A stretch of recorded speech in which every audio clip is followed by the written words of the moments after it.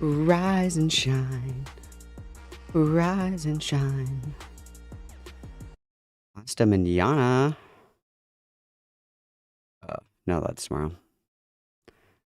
Buenos dias, mamacitas. Buenos dias.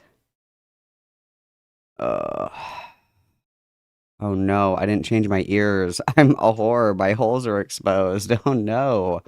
I forgot to put my my plugs in. Now I'm a proper whore this morning, you guys. Look at this. Look at this. Ugh, sorry. So sorry that you guys have to see my holes. Okay, I'm done. Sorry. My bad. You're right. You're right. That was inappropriate of me. I shouldn't have said that. You're right. That was inappropriate of me. My bad. My bad. Not the holes, bro. Not the holes. Sorry if you have, what's it called? Trypophobia or whatever the fuck that is, where you're scared of holes. Dude, imagine being a lesbian and being scared of holes. That'd be crazy. That'd be crazy. I'm also like pretty unhinged in the mornings. I don't know if you guys have noticed that, but I am progressively less unhinged as the day goes on. I'm like a reverse sundowner, so I'm the most unhinged in the morning. So you're welcome. You're welcome.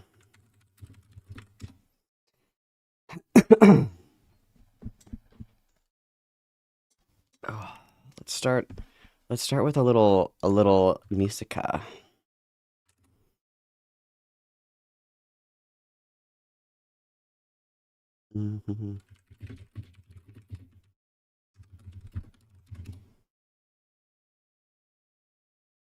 Is this the one I want? Party people, your dreams have now been fulfilled.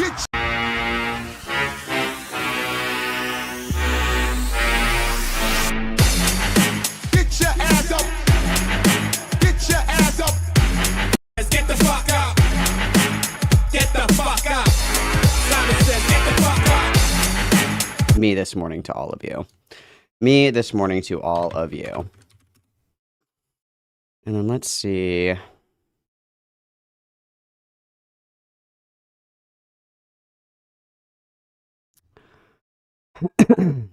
Let's start the morning with a little bit of party. Let's get the party started. Party it up. Should we party it up? I think that we should be partying it up, you guys. That's what I think.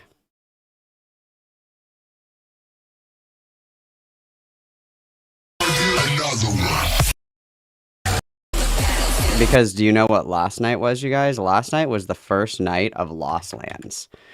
That's what last night was, and Excision blew up Ohio. In case you guys didn't know, Ohio doesn't exist anymore.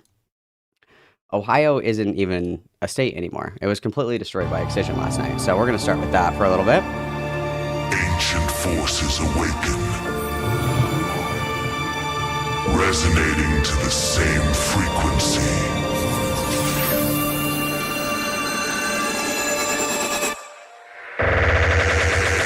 Headbangers, our journey starts here. Like, isn't this just...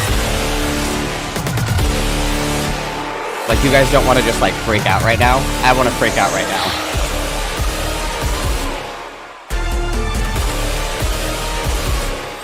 What a great way to start the day.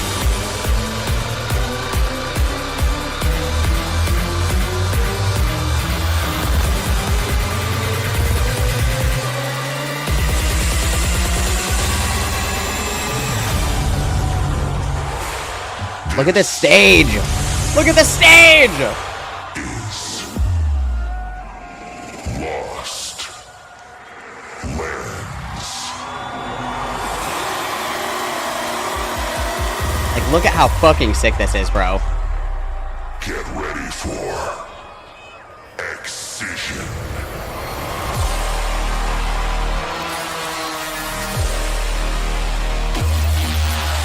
Look at the lasers, and then they have the drones. Look at the drones! Look at how cool! Ah!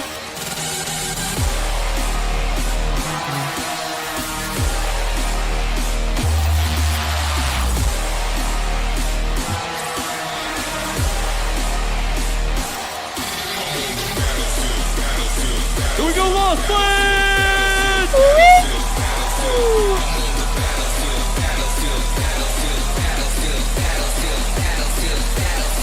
I'm on the battlefield.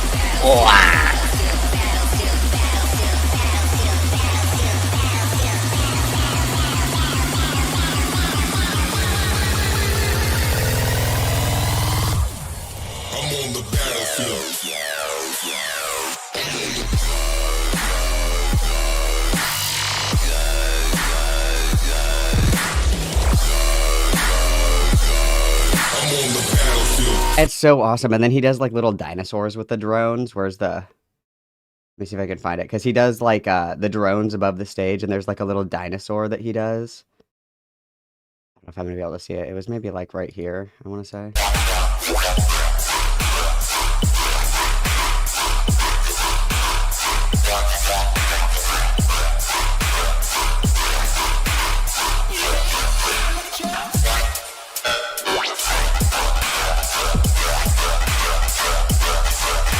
This like high knee music, like doesn't that make you want to like kick your feet up like really hard? Like that's high knee music right there.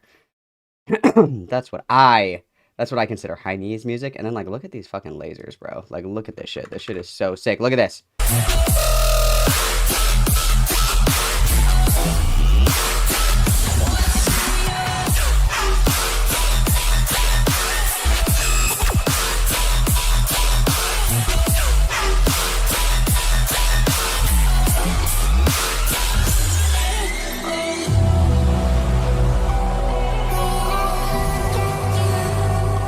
Isn't that just so cool? It's so cool.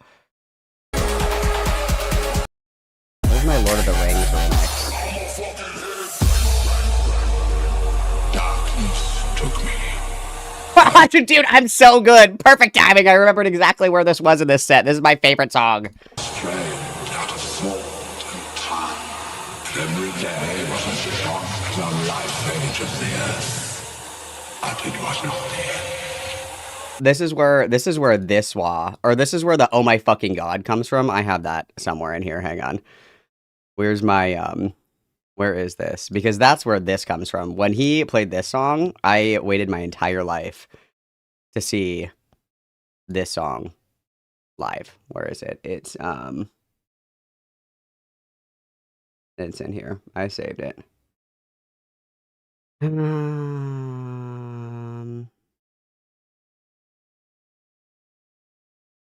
Oh shit. Did I really not save this one? This is the one where I go, oh my fucking god, when he plays this song. I'm looking for it. I felt life in me again.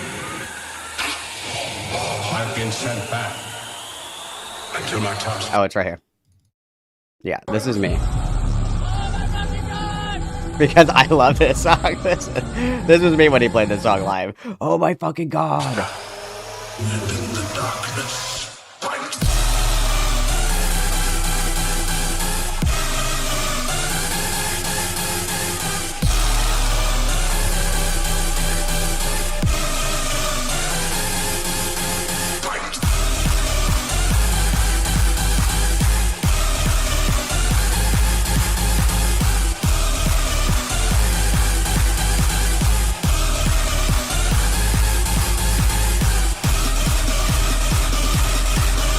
All right, headbangers, let me see you. Here we go.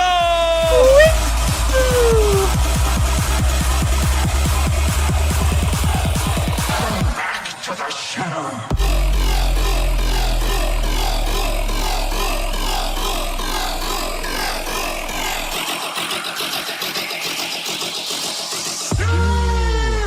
Shall not.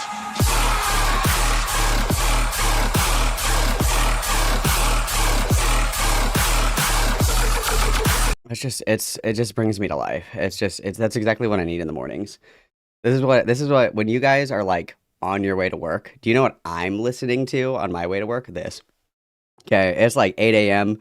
gridlock traffic, and I'm just freaking the fuck out in my car. It's awesome. It's awesome. It brings me much joy. When we were at when we were at Base Canyon, I wonder if I can excuse me, I wonder if I can get a picture of this. I don't know if it'll be what I'm thinking of here. Also, sorry, I cough a lot in the mornings when I first get up. It's all the nicotine waking up. Okay, so this is the Gorge. Okay, this is the best venue in the United States of America. If you ever have the opportunity to go to a concert at the Gorge, go. Okay, ever have the opportunity, you go. Okay, so this is what it looks like. It's on the Snake River, Columbia. What are the two rivers? Columbia or Snake? I don't remember which one. So this is the river, and this is the stage. When they do Bass Canyon, they trick out like this whole area right here. This is the best place to sit. This is where I like to sit right here on this fence. When we were at Bass Canyon, we almost broke this fence because you jump down and you get on the fence and people are like shaking the shit out of the fence because everybody's going fucking sicko mode. The whole fence, like the whole thing is going like this all the way down. And this fence wraps all the way around the venue like this. And so people on this side of the fence, this is like VIP. And then up here is general admission. And so this fence, people are on both sides of the fence just shaking the fucking shit out of it, like almost breaking it. It was awesome. It was fucking awesome. I don't think that I have a video of that, but it was fucking awesome. If you ever have the opportunity to go to any kind of concert at the Gorge in Washington, go. It is the most beautiful venue in the entire country. Red Rocks has fuck all on the Gorge. Okay, beautiful. All right. Now that I've had my early morning dubstep, we can begin. Okay. Ren is here, Zephyr is here, Corruption is here, Lesser Older Tales, Kirby, Starshine. Hello, Starshine. The Earth says hello. Pain is here, John Diaz, Pai Chan, Usagi, Droid Crazy, Victoria, Brave Fen, Seska is here. Hope that you're well, my queen. Dopamine is here. Lavishly Lavender, Bimbo Moth, Shotgun Fox, Cat and Way, Rigby, Tabby, Don't Smoke in Bed, Jer Bear, Buck Moon, Mr. Mollusk, let's go. Air Cooler Croc, Frick the Pirate, L. Got a lot of bitches here today, guys. Lots of bitches. What's up, Battle? How are you? Also, you guys, just so you know, Lost Lands is also streaming today. So if you guys were like, wow, that's the coolest shit I've ever seen in my entire life, every year they live stream it on YouTube. So I reasonably have to go at like noon. What's the lineup? Couch Lands lineup 2025. What time do they start? Let's see.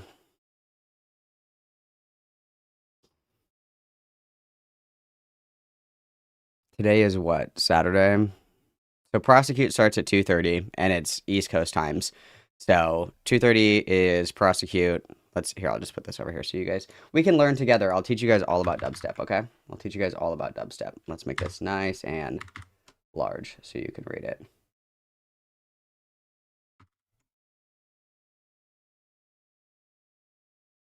Okay, let's make this large and in charge. Okay, so this is my schedule for the day, you guys. Okay, so you can watch this on YouTube anyway. So Prosecutes at 2:30. Prosecutes really good. Distinct Motive is also really good. Vasta B2B Resurrect is going to be heavy as shit. I hate Dion Timmer so much. Lays is like my queen. I love her so much. She plays like the heaviest shit ever. And then she gets on the mic and she's like, all right, guys, go ahead and open up that pit. And she's just like this like 4'11", like little teeny tiny girl. And you're like breaking your neck, like punching people in the face, listening to her music. And she's like, yeah, everybody go hard as frick right now. Yeah. You guys like the heavy stuff? It's really funny. It's really funny. I like it. Eptic is phenomenal. Elenium is okay sometimes. I don't care about Mersive. I saw Mersive at Shambhala and I was unimpressed. Space Laces, fucks. Cranked At, fucks. Peekaboo, fucks. Woolly, fucks. Void, fucks. Yeah. Pretty good shit. This is a pretty good lineup. And then Sunday, if you guys are interested as well, I would never miss Cliptic. Cliptic is really good. Witching Hour is really good. Both of these girls are really nice. Jekyll and Hyde fucks. I really like Gorilla T, but he talks a lot. He's like, I wrote this song for my best friend. He's not with us anymore. Hands up. And then, like, he does that every song. Like, every song he tells a story with the song that he's playing. And I'm like, can you just shut the fuck up and actually just, like, play the music? That's super cool. Phase 1's really good. Gorilla T, he talks way too much, like I said. Jessica Audiford I like. It's Alice in Wonderland that I don't like. Alley Cat is the best performer I have ever seen live in my entire life. I would never miss an Alley Cat set, ever. You could not pay me to miss an Alley Cat set. It's so good. The Detox set is gonna suck. Skip that. Enzo, Sullivan King, I'm tired of him. Rez, love her. Atlians also fucks. Excision B2B Subtronics is gonna be insane. I saw Excision B2B Subtronics 3 years ago now at Base Canyon. I didn't even realize what I was seeing, you guys. I didn't even know like what I was witnessing. I had no idea that I was like watching greatness unfold right in front of me. I didn't even fucking notice it. Amazing. Absolutely amazing. So, Elle, you should sleep. You don't need to. You don't need to. You should go to sleep, bud. Okay. So these are some of the options that we have this morning, Mamacitas. These are what we have for us, okay? I'm not gonna make you guys watch Couchlands with me. I won't do that. I recommend that you watch Couchlands, but we don't have to do that together. I won't do that to you. So options for the morn. We can start with Oracle. I have a Xander Hall video. General McDouglas continues to request the Glass Raven stream. I don't know if there's anything particularly interesting in that stream, but that is a continued request. Let me see if I can find that. Yeah, it's they try watching Dreamer's response to Hidden. I don't know if I have anything else fun. Let me see. What else do I have here? Hang on. Because I thought there was some stuff that I set aside, but perhaps I didn't. Perhaps I'm losing my mind.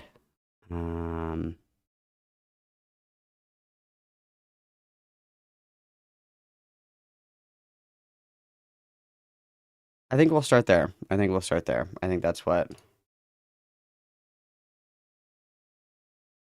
Okay, we'll start with that. You guys let me know what looks good for you.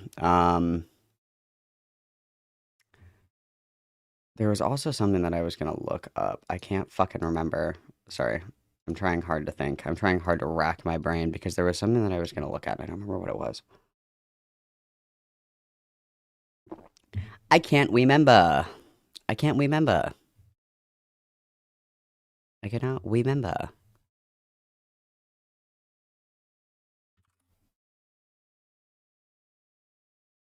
Yeah, I'm pretty bored with Lio Convoy shit. I'm pretty bored. I'm pretty bored, I'm not gonna lie to everybody. Oh shit. I'm pretty bored. Pretty bored. Pretty bored.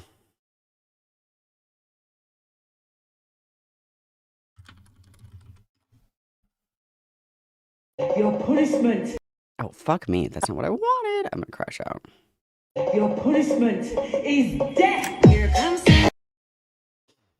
Because there was a good one that was new. Is it this one? Yo, I got a fake ID though.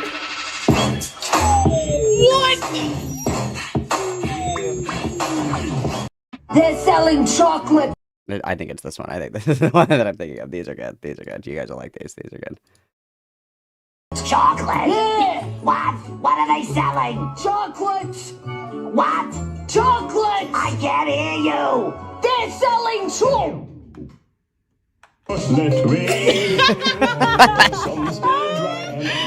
I think she's so funny. Everybody's always talking at me.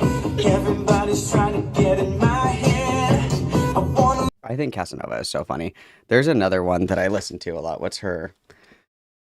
It's not DJ Honeybee. I can't remember what the fuck. What the fuck this bitch's name is. Hang on, because these are really good too.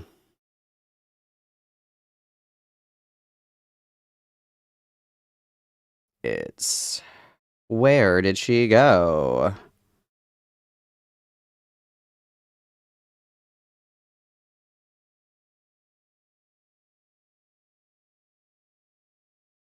Oh, it's this one. It's Prince Lex.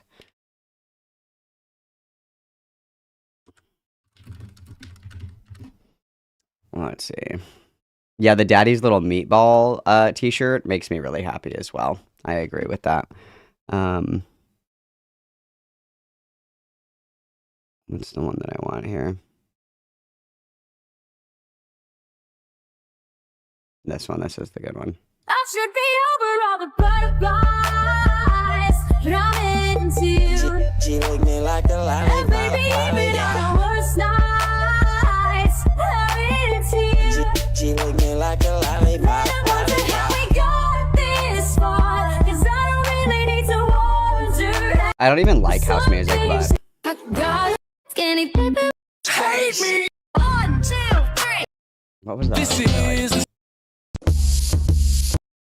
So cry on my shoulder. What was the one that I liked? There was another one in here that was good.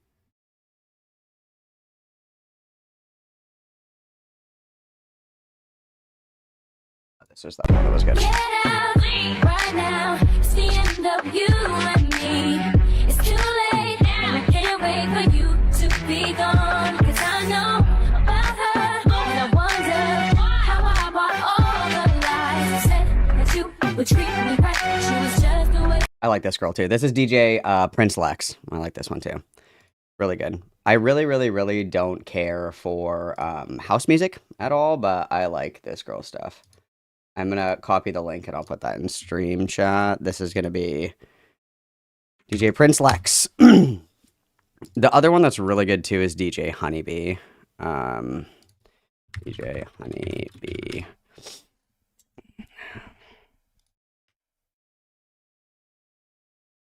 Let me see if I can find the DJ Honeybee one that I like.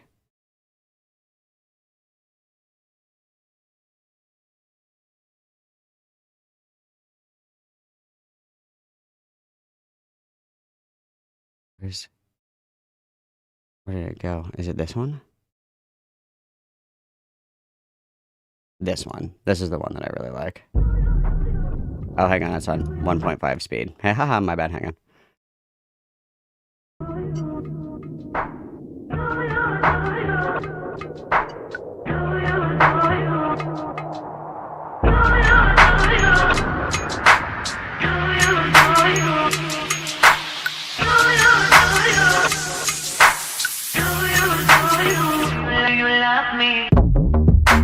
Nigga, don't do what you do. You tryna cast spells on a bitch with potions. Nigga, I need devotion.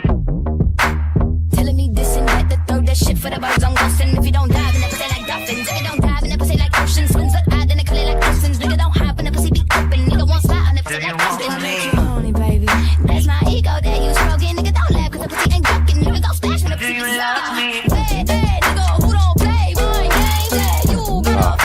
It used to be such a club rap, bro. Hang on, I gotta find the Casanova one. Hang on. The shiny teeth in me. Shiny teeth. Shiny teeth that sparkle just like the spars in the spars in space. Wow, I'm having a stroke.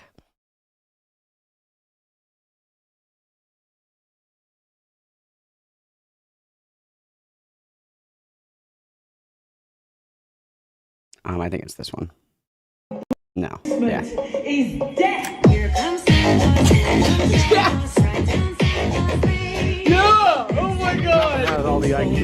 Oh my god, here we go.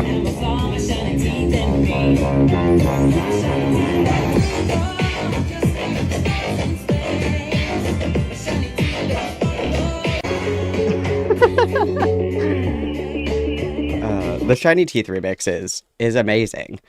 The Shiny Teeth remix just it brings me to life. There's nothing that makes me happier than the Shiny Teeth in Me remix.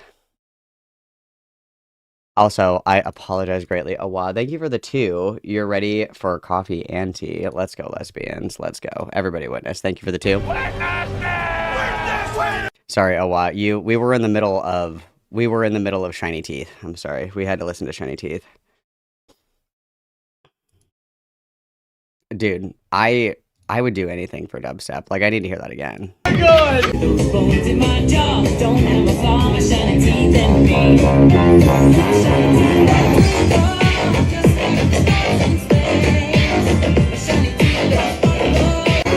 She also did a remix of She did a remix of, oh fuck, it's the one that Dr. P actually played it at his show. Which one is it? Is it this one? Nope. I'll eat you up. I throwing you off? Where's the one that Dr. P played? Because he played one of her remixes. I have to fucking find it. Because it was really good. Where is it? Did she not post the remix that Dr. P made for her? Is it this one? These beats get these bitches on their knees stacked. That's my feedback. Fresh talk to 'em. Yeah, so this is her remix. She remixed this song. And then Dr. P played this at his show.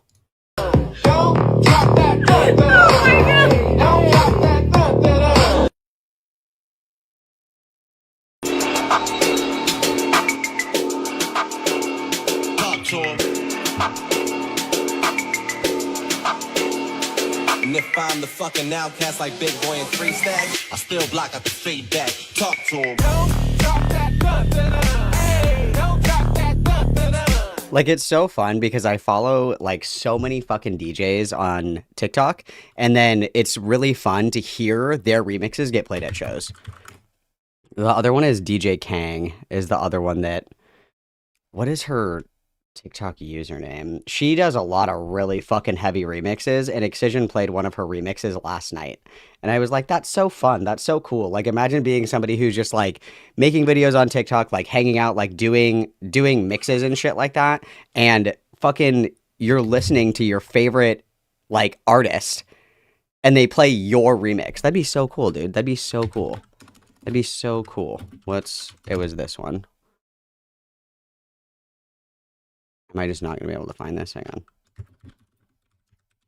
on.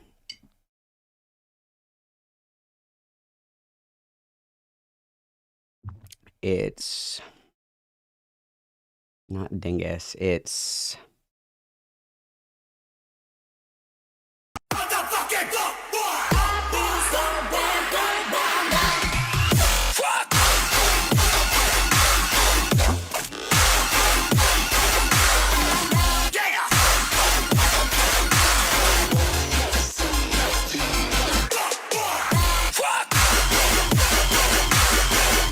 and then this is a remix of Alley Cat's song. And then this is Alley Cat commenting on her fucking video being like, oh my God, this is so cool. Like, it is so amazing. It is so amazing to me that people are like making these remixes and the people that make the fucking songs are like, no, dude, this is sick as fuck. And then people end up playing their remixes and shit at shows. I think that's so fucking cool. I think that's awesome. I think that's awesome, personally.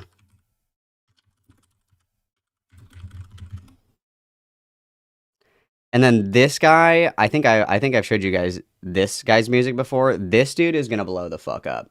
This guy's gonna be playing primetime music festivals in like the next couple of years. This guy's insane. This guy is actually fucking insane. This guy's fucking nuts.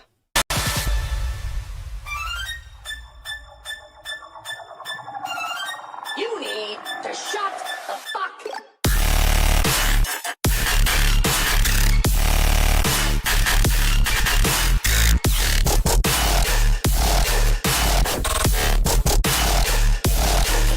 Like, this guy is fucking crazy. And if you go to his page, you could see like Levity is downloading his shit, Subtronics is downloading his shit, Atlians is like taking his shit, and then Atlians played his remix at Bass Canyon. Like, shit like that is just so cool to see. It's so cool to see. It's so cool to see.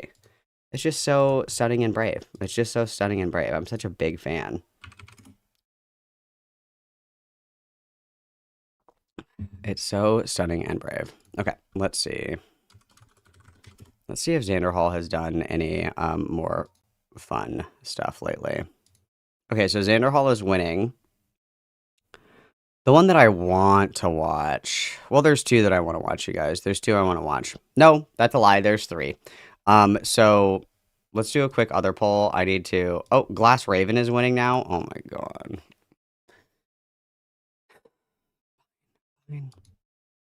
Fine, but after we do Glass Raven, we're fucking watching Xander Hall. Okay, fine. Fine. Fine. You guys win with your gay shit. I literally fucking hate you guys so much. I hate you guys so much. Okay, where is this stream? Raven.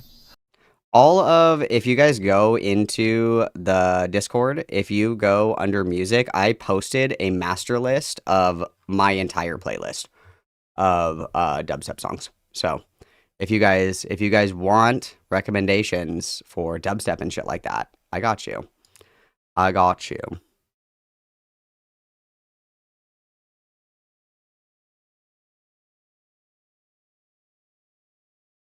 Which one is the one that I'm supposed to be watching? So we'll do Xander Hall next. It's fine. It's the democratic process. But I need, what's his name? General McDouglas. Can you tell me what live stream it is, please? It's okay. It's okay. Everybody relax. Everybody relax. Everybody relax. Everybody relax. But next, we're doing Xander Hall.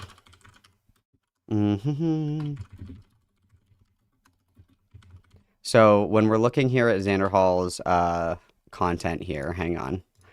We'll probably do, I want to do all these, so and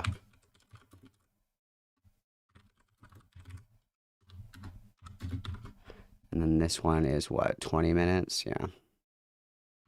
I'm going to put the length as well so you guys can determine how long you want to be trapped with Xander Hall content. And then we have Turf Ideology is Dangerous.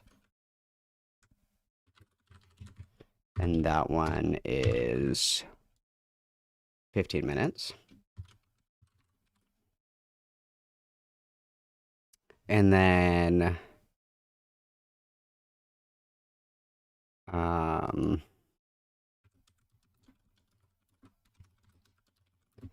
that one is 15 minutes as well. Okay.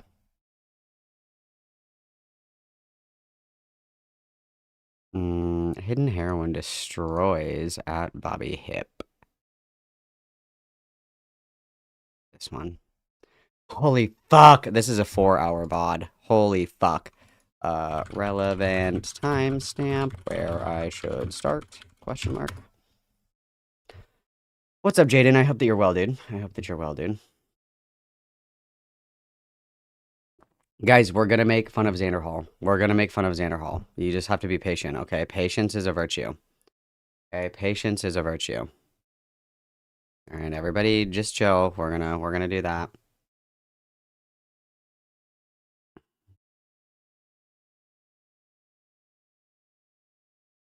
Eventually, we'll do all of them. Just which one you guys want to start with. I'm waiting for a relevant timestamp. I'm gonna go and top off my coffee, you guys.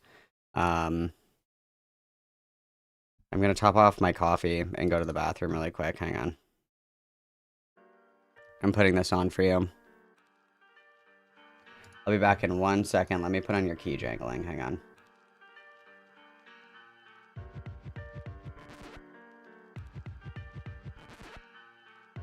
You got everybody relax. Everybody relax. Everybody chill out, okay? I'm gonna get more coffee. I'm gonna get more coffee and go to the bathroom and I'll be right back. Everybody behave.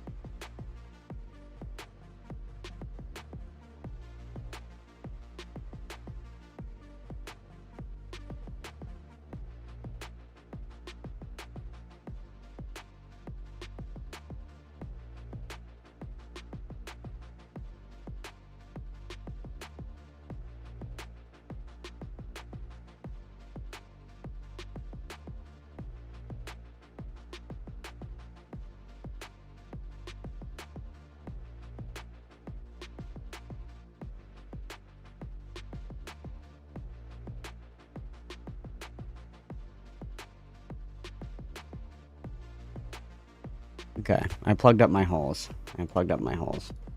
I'm waiting for a relevant timestamp for this Glass Raven stream because I refuse to watch 4 hours of Glass Raven talking, but I'm gonna do that. We'll do Xander Hall. We'll do Xander Hall instead.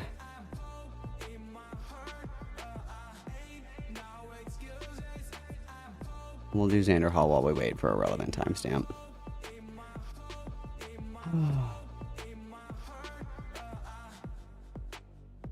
Okay.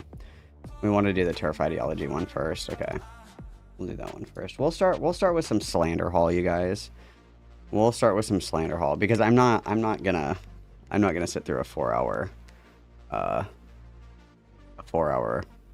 stream. I don't want to do that. That doesn't seem like a good use of our time, you guys. That doesn't seem like a good use of our time. So let's do that. I am waiting for a relevant timestamp. If there's like a relevant timestamp in here, then we can do that. But I would like to you know, have a better use of our time this morning instead of listening to that. The only relevant thing, the only relevant Lio update is that he's been crashing out on Twitter for like 2 days now. He was up late last night. I think he got like 6 hours of sleep. He was up all fucking night tweeting at Psy, and then he got up this morning and the first thing that he did was start tweeting at Psy again, which I thought was fucking hilarious, personally. I thought that was really funny. Like, if I just look at this, so, hang on.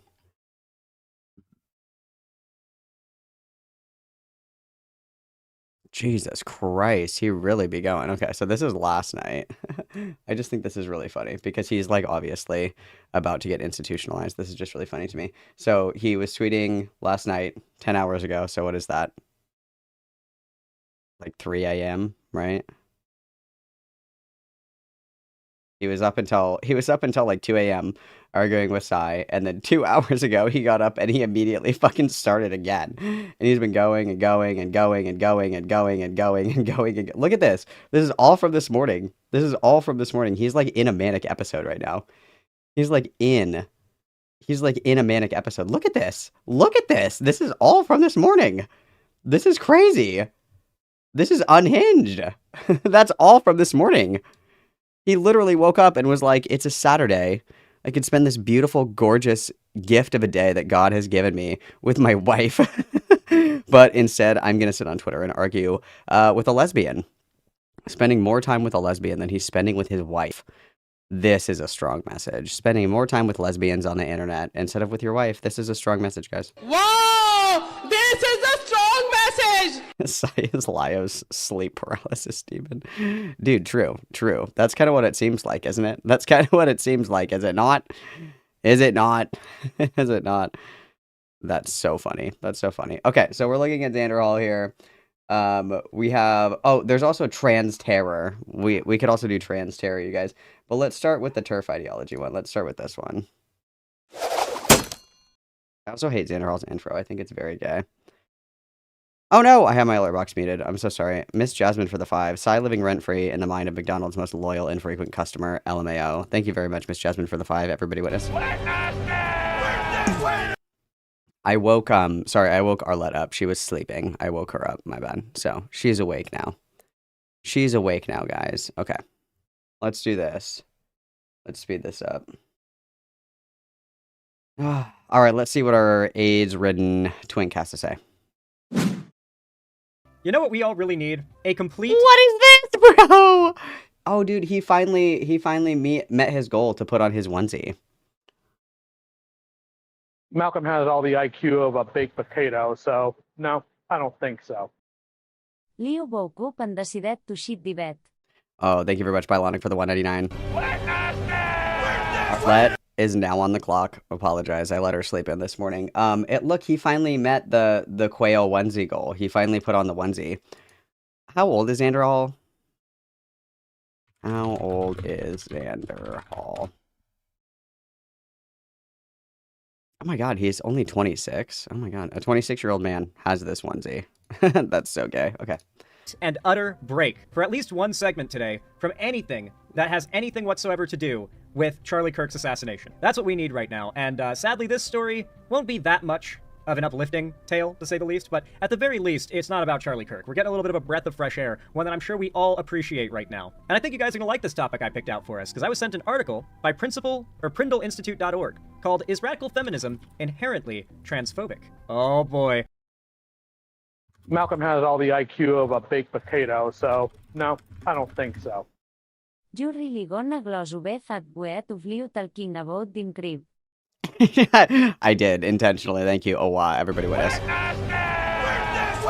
Yeah, somebody made a McRib joke to Lio, and he was like, "I don't even like the McRib that much." All right, fatty. Everybody knows that fat people love the McRib. Shut up, bitch. You know that's marked on your fucking calendar. He can't remember the date of his anniversary, his wedding anniversary, but he definitely remembers when the McRib comes back on the menu at McDonald's. I'm very, but let's get back on topic, guys. Let's get back on Malcolm topic. I'm has all sorry. the IQ of a baked potato, so no, I don't think so. Jibing Jumonei causa I gota go war can tu spita shandaral. Thank you very much, That's Kaiji. good latte. I will catch you later, Gator. Thank you, Kaiji, for the 5 witness.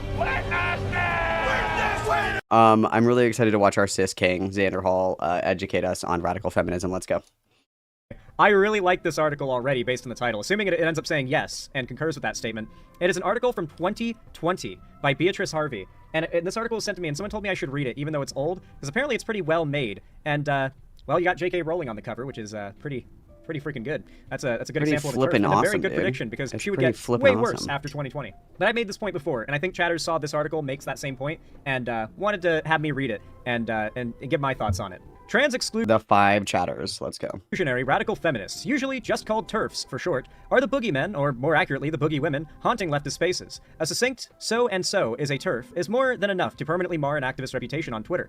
The word, God, I miss those days now. The word has been so thoroughly incorporated into online slang that it's more commonly written as TERF, T-E-R-F, without any indication that it stands for something in specific. Overuse and misuse of the word has resulted in some confusion over what a TERF is and how to spot one. As the acronym makes clear, TERFs are those who identify with the more radical strains of second-wave feminism and also believe that trans women are not quote-unquote real women, and therefore should not have a voice in feminist discourse. The second component of TERF ideology is unquestionably reprehensible, but it's easy to get snagged on the radical part of TERFism. How can a movement as ostensibly countercultural as radical feminism... A way better article about this is "There's Nothing Radical About Radical Feminism" by the Jacobin. That's a way better article on this, because if you're going to attack TERFs from any meaningful perspective, it needs to come from the root of their ideology, that they proclaim themselves to be radical in the sense that they have a radical and a radically progressive understanding of women's inclusion and women's rights.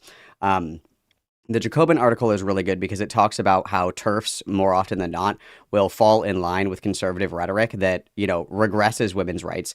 For example, in the 1980s, a lot of radical feminists aligned with anti-woman, anti-gay, anti-lesbian conservatives because they ran on the idea that pornography was bad. And that the criticism is that TERFs will often sell out their ideologies in order to throw other communities under the bus. So the whole anti-porn movement in the 80s was something that TERFs really readily jumped on in order to regress certain rights for, porn or whatever. But in that process, they also restricted rights to abortion, they restricted rights to gay marriage, they restricted rights to women's right to vote, restricted rights to women's,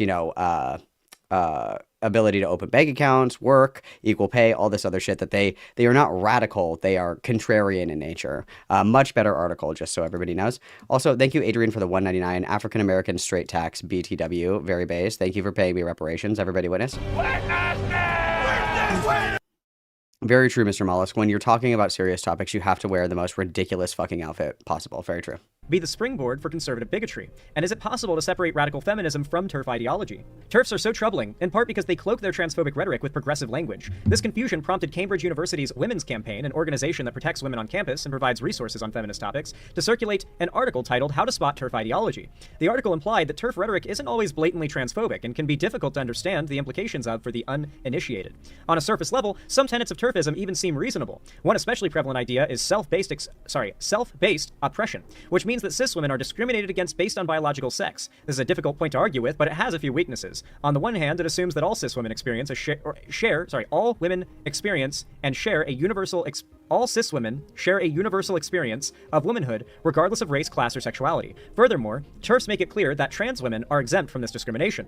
This obsession with biological essentialism ultimately excludes trans women from feminist spaces and elevates the cis and usually white experience of womanhood as the gold standard. In a recent seminar on TERFism, scholar Marquis Bay explained that TERFs seem to have the power to renaturalize and reinstall or to further solidify the stranglehold of gender binary, which is in and of itself a maid of violence and Oh my god, is this how you guys feel when I read? I'm so sorry. of violence and violation. That's an odd way of saying that. Maybe I just have never heard a sentence structured that way, but it's normal.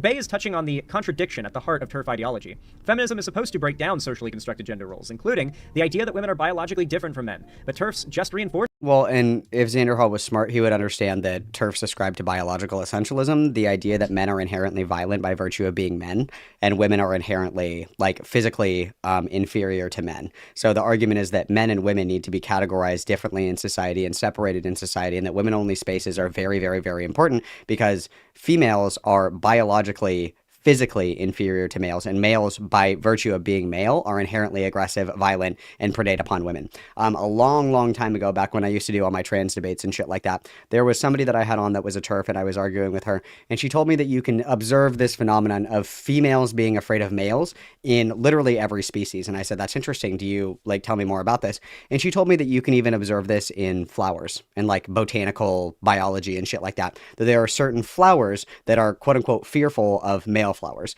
I have never been able to find anything on this. I asked this woman specifically multiple times to please cite me a source that there are plants that are male and female that are scared of each other. I don't even know how the fuck you would measure that. I have no clue what that even means. But the core tenet of TERF ideology is that males are inherently aggressive, dangerous, violent, and oppressive towards women, and women are inherently biologically inferior to males as far as physicality goes. That because women are small and meek and mild and timid, and males are big and domineering and loud and violent, that there is always it's like a biological necessity that there is an inherent contradiction there, and that one predates upon the other. That's basically the core of it, but...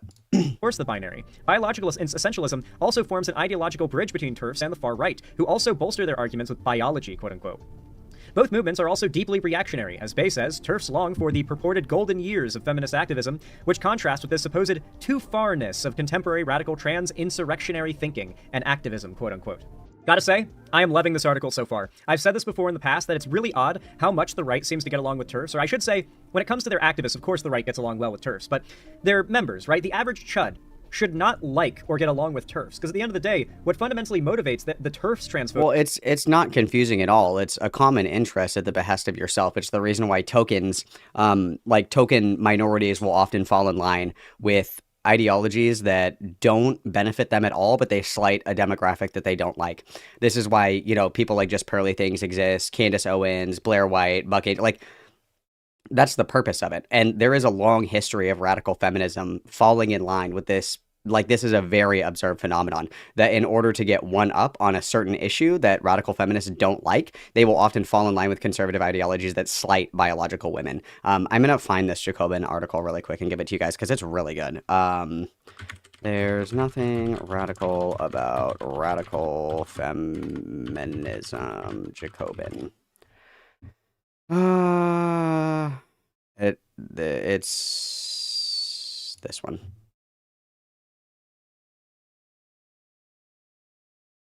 Here's this article, if any of you guys want to read it. It's a really good article. It talks about kind of, this one is another one that I have bookmarked. I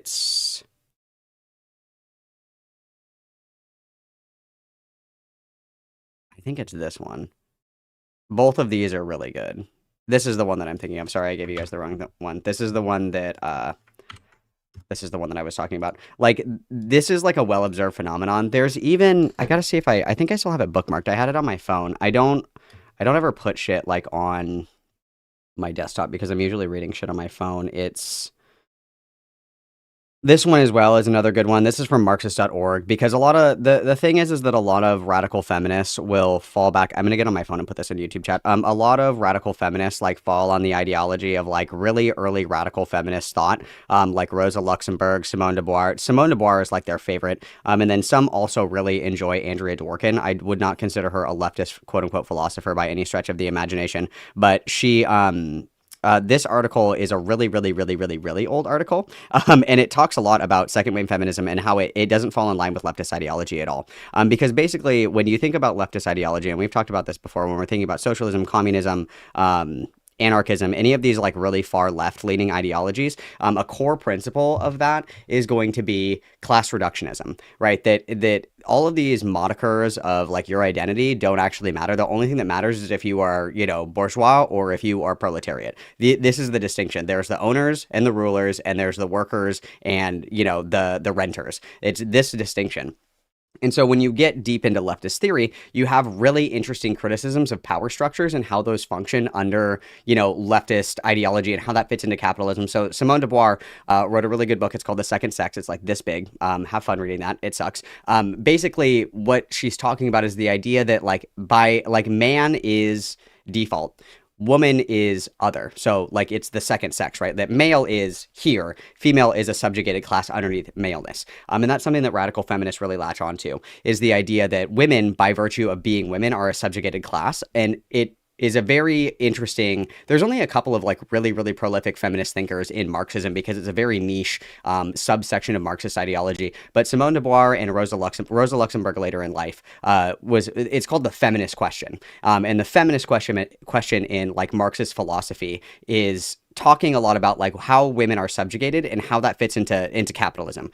Because one of the big questions is, production of labor. Like communism, first and foremost, is an economic ideology. So where do women who do not work, where do they fall into that hierarchy of producer and consumer, owner and renter or whatever? And so it tackles the question of domestic labor. It tackles the question of sexual labor, emotional labor, things like that. And it's very interesting. But the problem is that when you look at radical feminism, what that does is that breaks apart the core tenet that it is in relationship to work. It is in relationship to labor and productivity and economic value.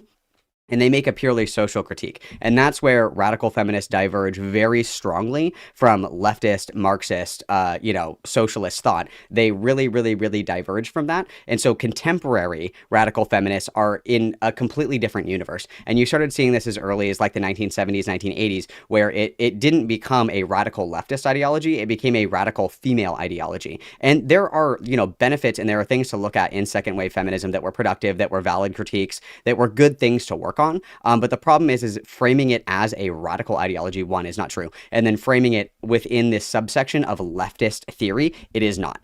Because any leftist theory that is willing to collaborate with something other than a vanguard party, and specifically a conservative party, it falls out of line with any kind of leftist orthodoxy. And whether you want to believe it or not, there is orthodoxy in leftism. And there are core tenets and principles that you need to follow or need to agree with in order to be considered that. Like, for example, if you are a conservative and you don't believe in small government, you're not a conservative. There are certain tenets of each, political ideology. Obviously, there's people that kind of cross between the lines. Like there's liberals who disagree with abortion. There's conservatives who disagree with, gun ownership. Like you're going to have like a mixed bag. But the big brackets where it's like, this is what it means to be a liberal. This is what it means to be a conservative. This is what it means to be a Marxist. We have this big bracket of what it means to be a leftist. And radical feminism does not meet any of that criteria. So it is antithetical entirely to any kind of leftist philosophy. And if you have ever been in any kind of like radical feminist or TERF space, it's really interesting to listen to them talk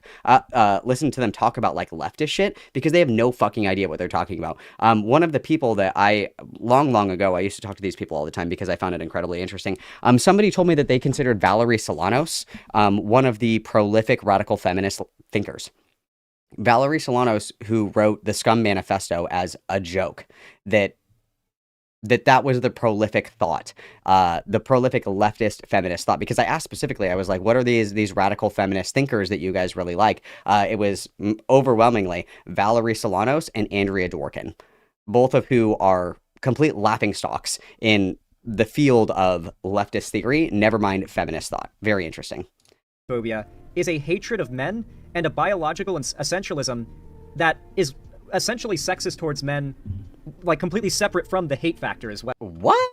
We're gonna make this about men? The TERF's transphobia is a hatred of men and a biological essentialism that is essentially sexist towards men, like completely separate from the hate factor as well. Let's go, Miss Like, Andrea. Yes. Their view of gender and sex, and specifically of men, is so toxic for men, and yet they love getting along with TERFs because of that mutual hatred of trans people. Like, the average white cis man is willing to look past how much J.K. Rowling clearly hates men and thinks they're all predators just because they both relate. Well, and if you want to be totally real about it, the truth of the matter is that TERFs genuinely believe that males are inherently violent and dangerous. They know that they need to suck up to them.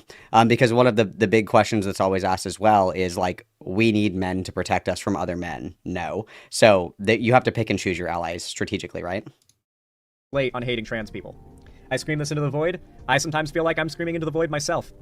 So can radical feminism be untangled from TERF ideology, or are the two inextricably linked? Many would argue that they aren't. Second-wave radical feminist Andrea Dworkin, who is often venerated by TERFs, was a trans ally herself. In 1975, Dworkin Andrea Dworkin is kind of like a weird example of this, because there are certainly TERFs and radical, well, I wouldn't even say TERFs really, that are radical feminists that actually are like pretty trans friendly.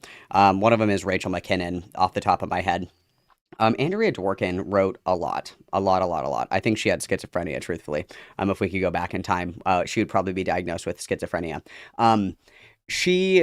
There were like pro-trans sentiments in her writings, but it was still under the belief that men can never become women, and that like it's a different class. Like think kind of like AGP, like Blanchardian type shit. That's really what she was kind of getting at here, where it's like it's a subclass of men that aren't threatening or aren't dangerous, in the same way that Valerie Solanos and other, like prolific TERFs are not fearful of gay men, because they're not their natural predator, whatever the fuck that means. I don't think it always baffles me when people cite Andrea Dworkin, because she most famously wrote that any kind of penetrative sex between a man and a woman is inherently rape and is inherently violent. So I don't know if that's who I would be citing for my prolific leftist radfem theory, but explicitly denounced biological essentialism when she said that while the system of gender and yes, this is very true, Novel. Conservative men agree that men are inherently more dangerous and violent than women. This is very true.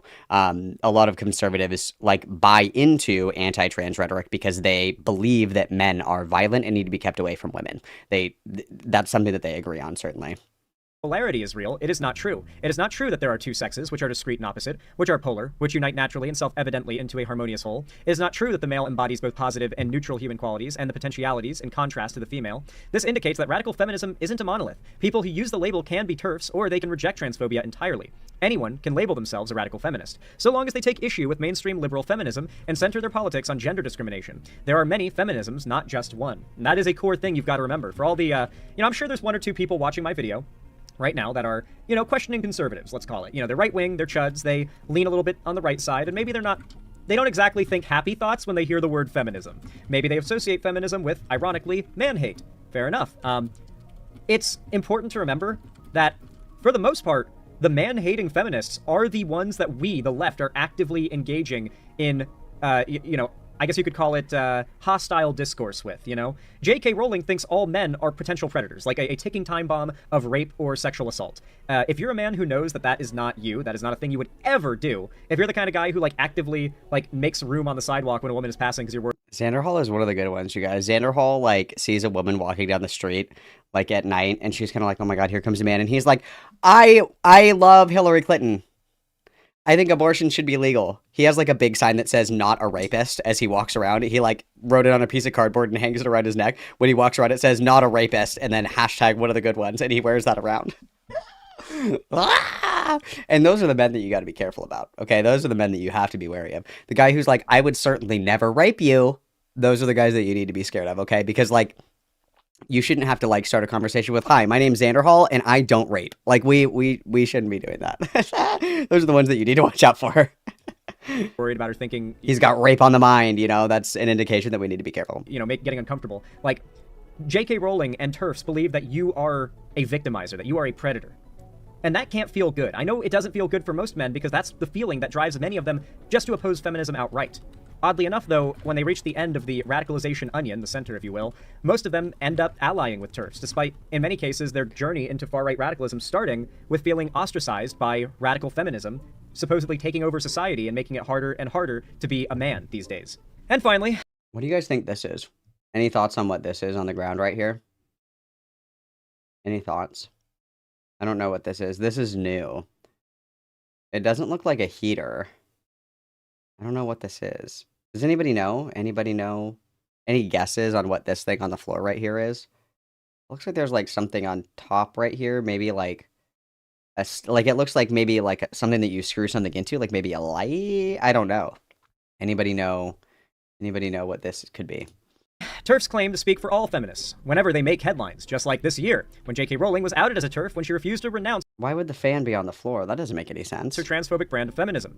Transphobia is splintering the community. A dehumidifier. There's black mold in this basement. I knew it. Confirmed. Prominent gender theorist Judith Butler pointed out in a recent interview she gave on the J.K. Rowling scandal. My wager is that most feminists support trans rights and oppose all forms of transphobia. So I find it worrisome that suddenly the trans-exclusionary radical feminist position is understood as commonly accepted or even mainstream. I think it's actually a fringe movement that is seeking to speak in the name of the mainstream, and that our responsibility is to refuse to let that happen. Even if transphobes make up a small fraction of the feminist community, they threaten to derail decades of consciousness raising and coalition building. All feminists, regardless of how they identify, will have to reckon with this growing sense of division. I really like this. I do not like when the left wants to pretend there is not a problem within the movements that it considers under its umbrella. And when I say this about J.K. Rowling, the TERFs are trying to appropriate radical feminism. Like, many of them do not actually believe in radical feminism outside of the male critical aspects of it. And this is a true point that a lot of people that fall, like, this is why I think, generally speaking, I think it's pretty important to, like, use the phrase TERF appropriately, because it does apply to a very specific kind of feminism. Not just everybody who is a transphobe is a TERF, right? Like, it's a very specific kind of radical, unorthodox, second-wave feminism bastardization.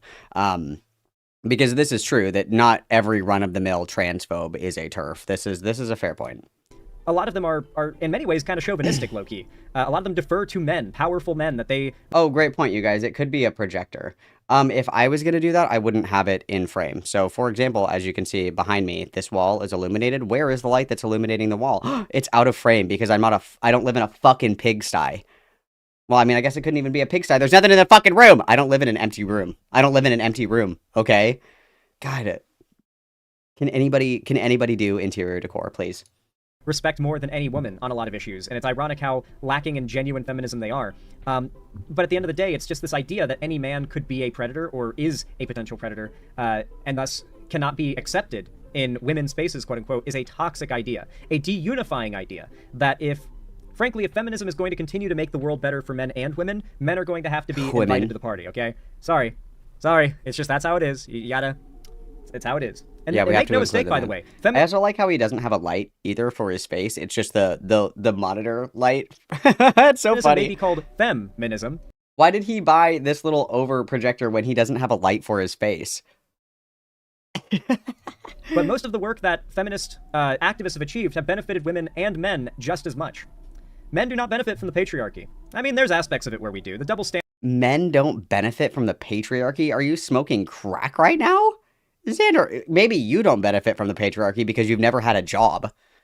Men absolutely benefit from patriarchy. And some women even can benefit from patriarchy as well in a really abstract way, but that's a totally different can of worms. Like, what do you mean, men? Like, maybe, again, you don't because you've never had a real fucking job and you get no hose. That might be why, but men absolutely benefit from patriarchy. What are you talking about? Standards that come with it. You know, there's certain areas where we've pulled the long straw, don't get me wrong. But let's be real. There's a lot of ways in which the patriarchy has led to men pulling the short straw. And I think a lot of men, when they think about it for a minute, can think of a lot of ways in which, like, our society, like the cultural standards that are sort of imposed around men and women, we're like, yeah, we guys get to draw the long straw on a whole lot of things, and there's a lot of areas you could probably think of where we draw the short one. Life expectancy? I don't mean that. I mean more social issues that men have to deal with compared to women and women have to deal with compared to men. And so the patriarchy, that is to say the social systems, and in some cases legal systems set up by powerful men to keep women down and to make lesser men of lesser power, feel like they've got more power than they really do by exerting what little they do have over women, is actually... Phoenix, I know that you just got here, but we've actually spent probably close to 20 minutes critiquing the video. you can always rewind and go back to when we started the segment, but we spent a pretty good portion of time criticizing the actual video itself. The video is almost over. I don't know if you can see here, but the bar is almost done. So yes, now I am going to be a pedantic petty bitch and make fun of Xander Hall's mold-infested fucking basement with this gay little projector that he can't even move behind his chair, or get a light for his fucking face. I am going to do that. Yes, correct. Actually a broken system that tricks it tricks the women to thinking they're going to be happy in the situation that they're in that's objectively miserable. And in the other area, it convinces men that, like, they're somehow doing well if they've got a lot of women in their life that they can put down and control, when in reality, like, most of them are themselves being put down by powerful men in the same way, but they've been convinced they're the one on top, that in their household, they're the king of the castle. Listen, feminism fights for men just as much as it fights for women. Or maybe even if it doesn't fight for them, the outcomes are just as beneficial for both parties. I hope there were a couple of, like, questioning conservatives that watch this video that maybe don't have the best opinions on feminism. Maybe I cleared things up for them, or at least opened their eyes to the idea Malcolm has all the IQ of a baked potato, so no, I don't think so. Men don't benefit from the patriarchy. Leah. Very true. Thank you, Grayson, for the $4.99. Everybody witness, please. It doesn't always mean hate men or whatever, right? Hell, the left certainly doesn't hate like the feminists who just straight up hate men. We'll tell you that. They're kind of the problem right now, in our estimation. So with that in mind, True, hate men. if you enjoyed this video, please consider leaving a like. I did not enjoy this video. What trash, guys. Men don't benefit from the patriarchy, guys. I don't make the rules. Okay, so that video sucked. Xander Hall's understanding of, like, anything trans related is just so incredibly fucking brain dead. So incredibly fucking brain dead. Let's go for the trans shooter myth next. Let's go for this one next.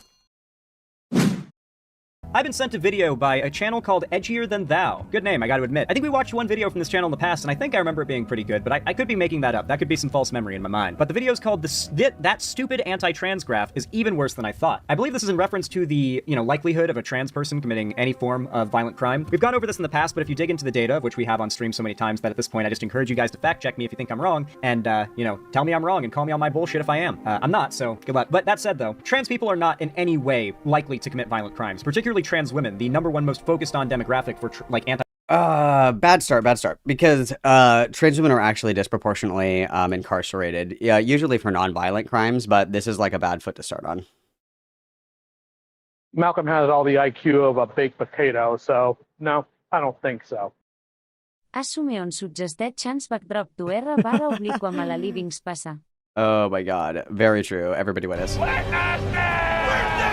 Just over here is the air mattress that he sleeps on. Very based, very cool. Anti-trans fear-mongering. They're in fact like the least likely to commit violent crime of any kind. In fact, a cis woman is more likely to commit a violent crime against a trans woman than a trans woman to commit a violent crime against a cis woman. Like even when you count per capita that there are a lot less trans women than cis women. Yes, I know the data. Per capita, accounting for all the disparities and everything, there's just not very many cases of trans women assaulting cis women. It's not common. It doesn't really happen. And so the fear-mongering of this idea, like to get people scared and angry and hateful, has been a persistent problem. It's not based in a single ounce of truth, and yet it won't die. This lie won't die. Bars. And why is that? Why won't it just go away? Why haven't people woken up to the truth that's right there in front of them? Like Google. Because it fits their narrative. Like, I hate when people are like, what? People would come out and just lie? What? Yeah, yes. People will, like, just straight up be like, no, these people are, like, super fucking dangerous with no evidence. Very true. Malcolm has all the IQ of a baked potato, so no, I don't think so. Ashen haver talked about trans man? Yes, actually. Funny you say that, Adrian. Everybody witness, please. I gotta see if I can find this. Unfortunately, it was Rue that posted this. Hang on, let's see if I can find this. I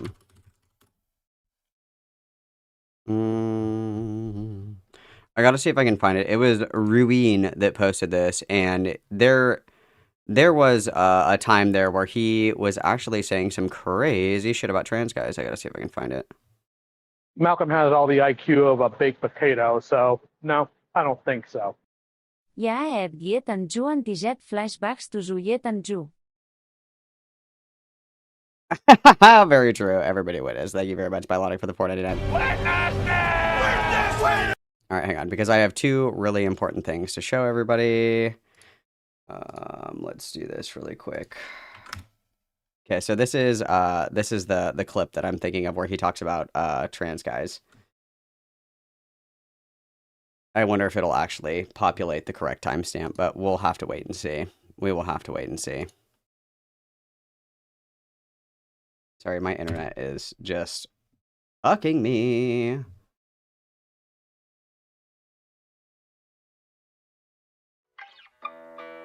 Oh, convenient. It's not timestamped. Let me go to the transcript.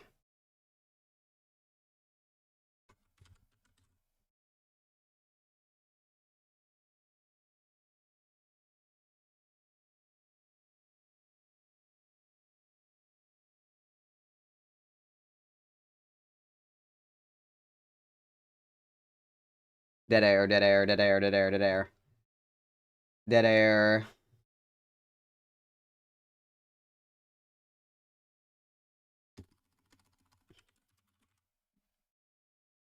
Dead air, dead air, dead air, dead air, dead air. This is what I get for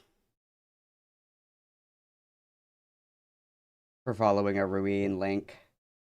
Conveniently, it's not timestamped, which is very cool.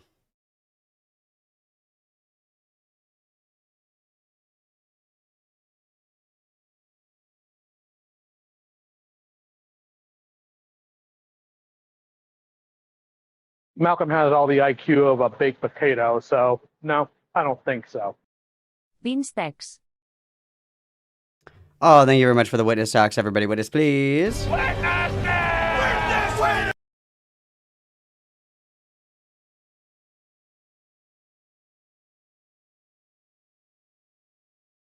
I think that I got cucked here, but either way, he had a video where he was talking about like surgery and shit like that, and he just had like a bunch of shit to talk about like surgery for trans guys, and had like no fucking idea how any of it worked. That's actually the TLDR gist of it. But yeah. Google search away at their very fingertips.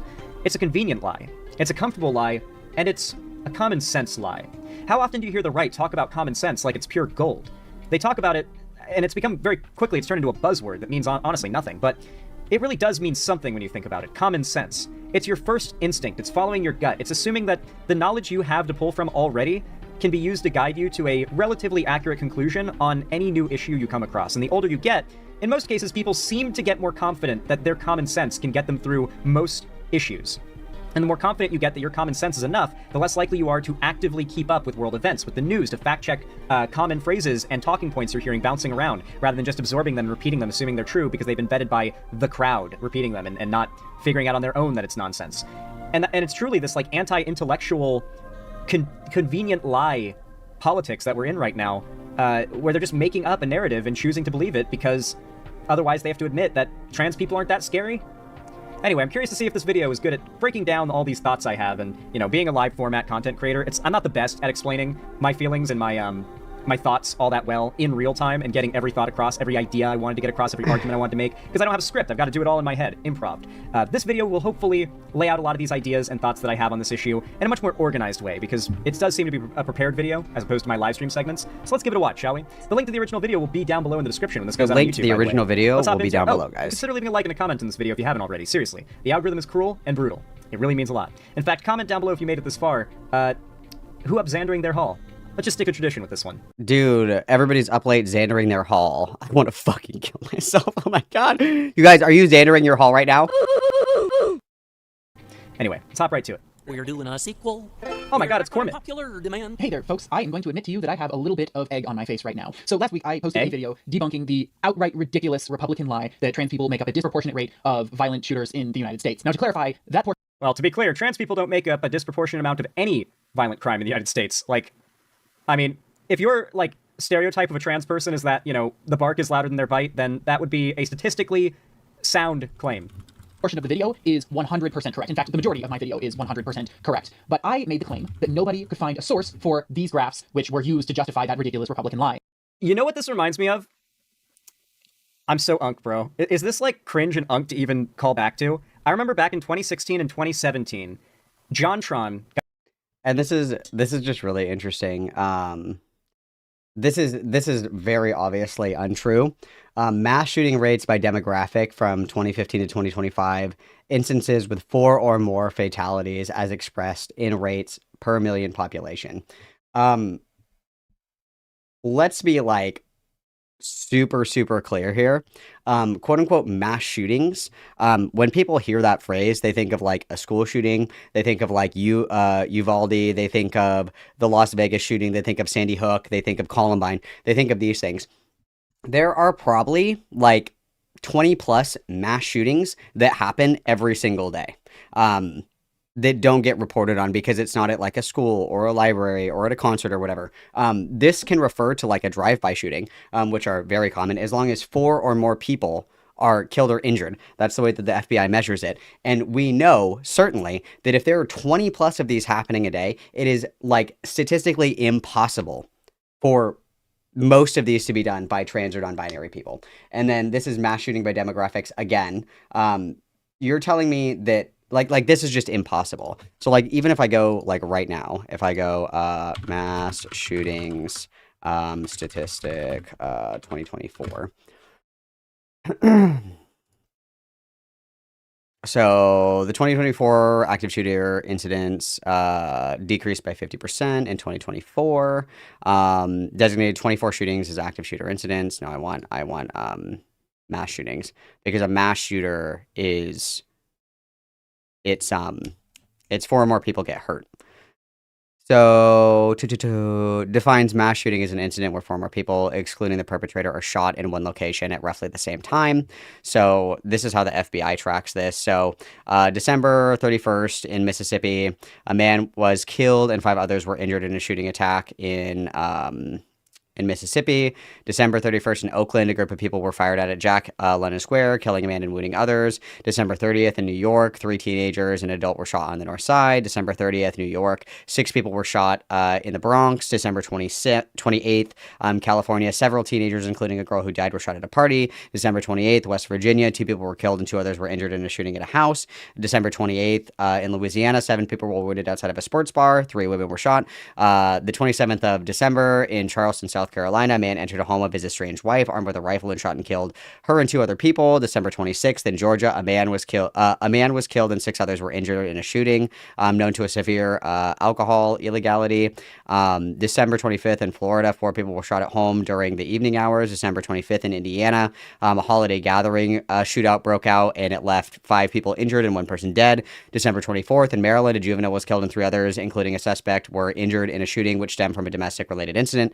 December 22nd in Georgia, 5 people were wounded in an establishment in Thomas Square. December 21st in the Virgin Islands, 1 person was killed and 6 injured at a shooting at a guest house. December 21st in Kentucky, 2 men were killed and 3 others were injured at a late night shooting in California. Like, obviously, how many did we just read off? That's 1, 2, 3, 4, 5, 6, 7, 8, 9, 10, 11, 12, 13, 14, 15. There's 15 right there.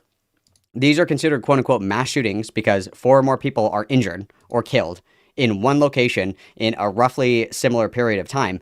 Out of all of those, you're going to tell me that more than half of them were trans. Let's do a bullshit test really quick. Come on. 4 or more, I don't know why the criteria is 4 or more. I'm not sure. But it's been 4 or more since like, I want to say like 2011, I think. Got into shit because he started tweeting some Nazi stuff.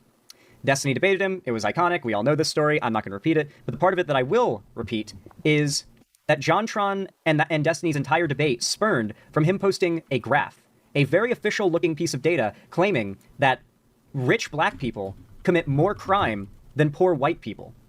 This graph was being used to try and debunk the claim that black people commit more crime because of socioeconomic factors such as poverty.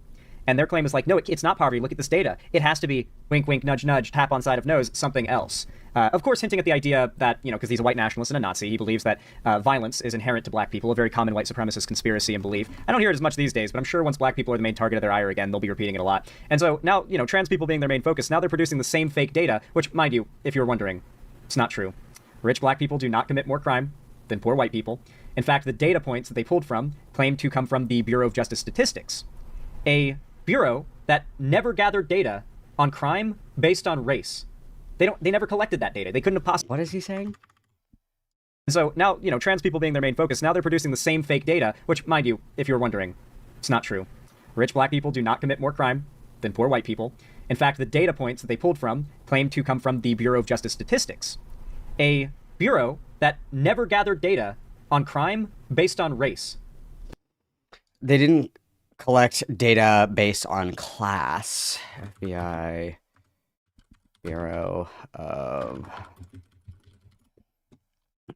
So if we just go here, it's the UCR publications. It's the UCR, the National Crime Victimization Survey, and there's one more, the UCR, and then there's one more that everybody always goes to. So if we go to the UCR right now, we're going to look at the UCR publications.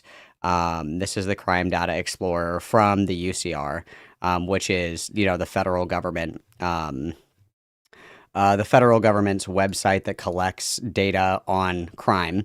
So let's do federal crime data, and we're just going to go to, let's go to table 1, offenses known to law enforcement. Let's see if this will open.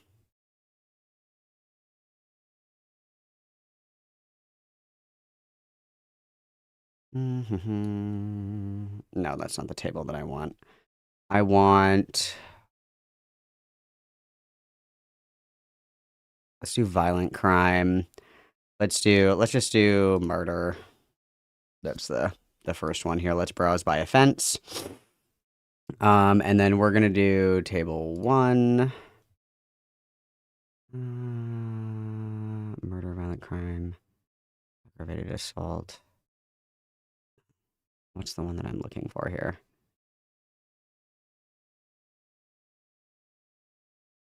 Firearms, knives for cutting. Where does it tell me victim data, offender data? We want table 3. That's what we want.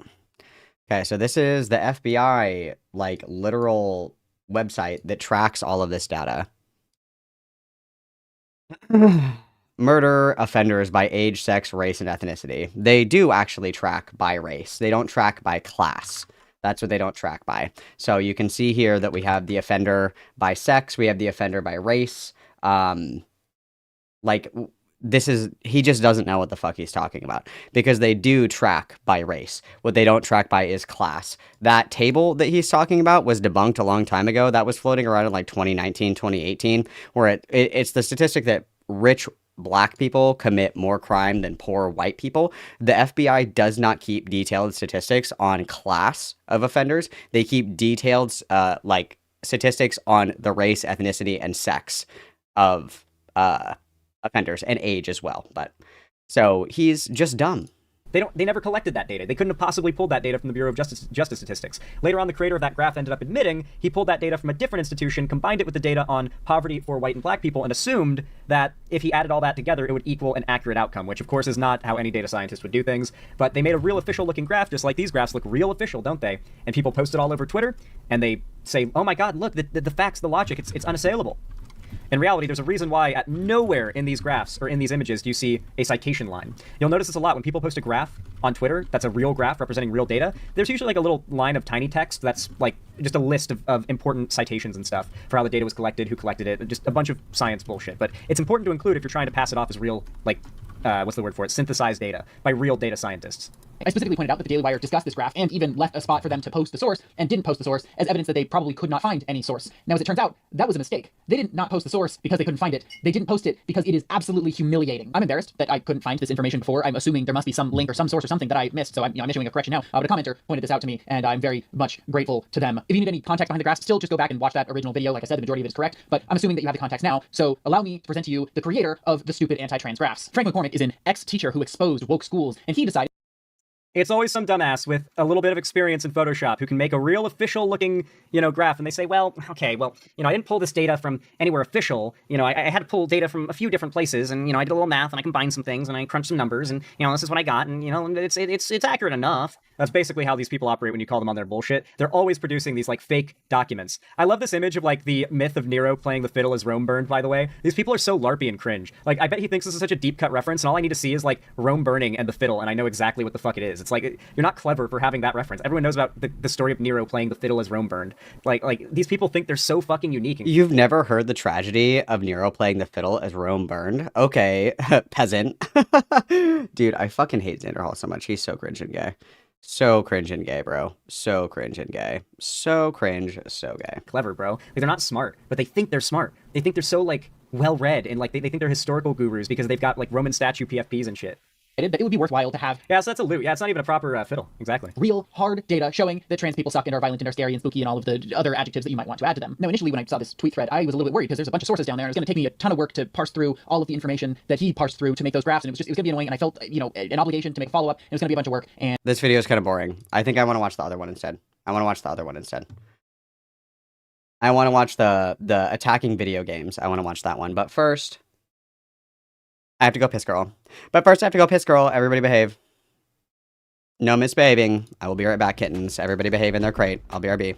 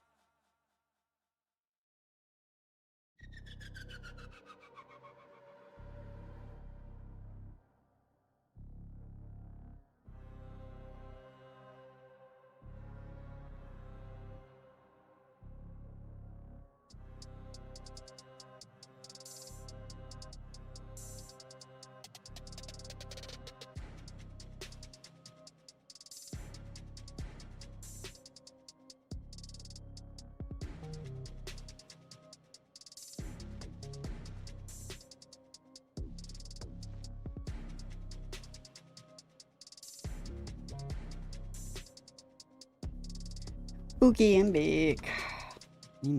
Okay, I want to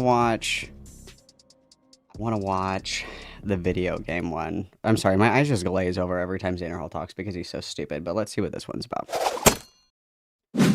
Let's see if we can get through this. I gotta one. say, this Oh, is a scary Shark Lindsay's headline back. for me as a Whatever the content fuck this creator is. on the left, whose whole thing is criticizing Trump and Republicans and fascists and whatnot. I gotta say, this headline is not my favorite. Steam, Discord, and Twitch executives have been called to testify before Congress over quote-unquote radicalization of users. That's right, guys. The free speech, video game loving, make video games great again crowd successfully elected an administration that is now forcing the 3 biggest companies in the world of gaming that make gaming like good, you know, like without Steam or Discord, PC gaming is pretty much fucked, and Twitch is like the way that people discover great new games, and people love watching streamers on Twitch that play games. I'm sure everybody has a collection of streamers they like to watch on Twitch, even if they hate Twitch as a platform. So yeah, this is definitely I an don't, interesting actually. headline. I definitely think Twitch is going Very to end up interesting. cracking down on some particular streamers. I think Hassan might end up getting got by Twitch.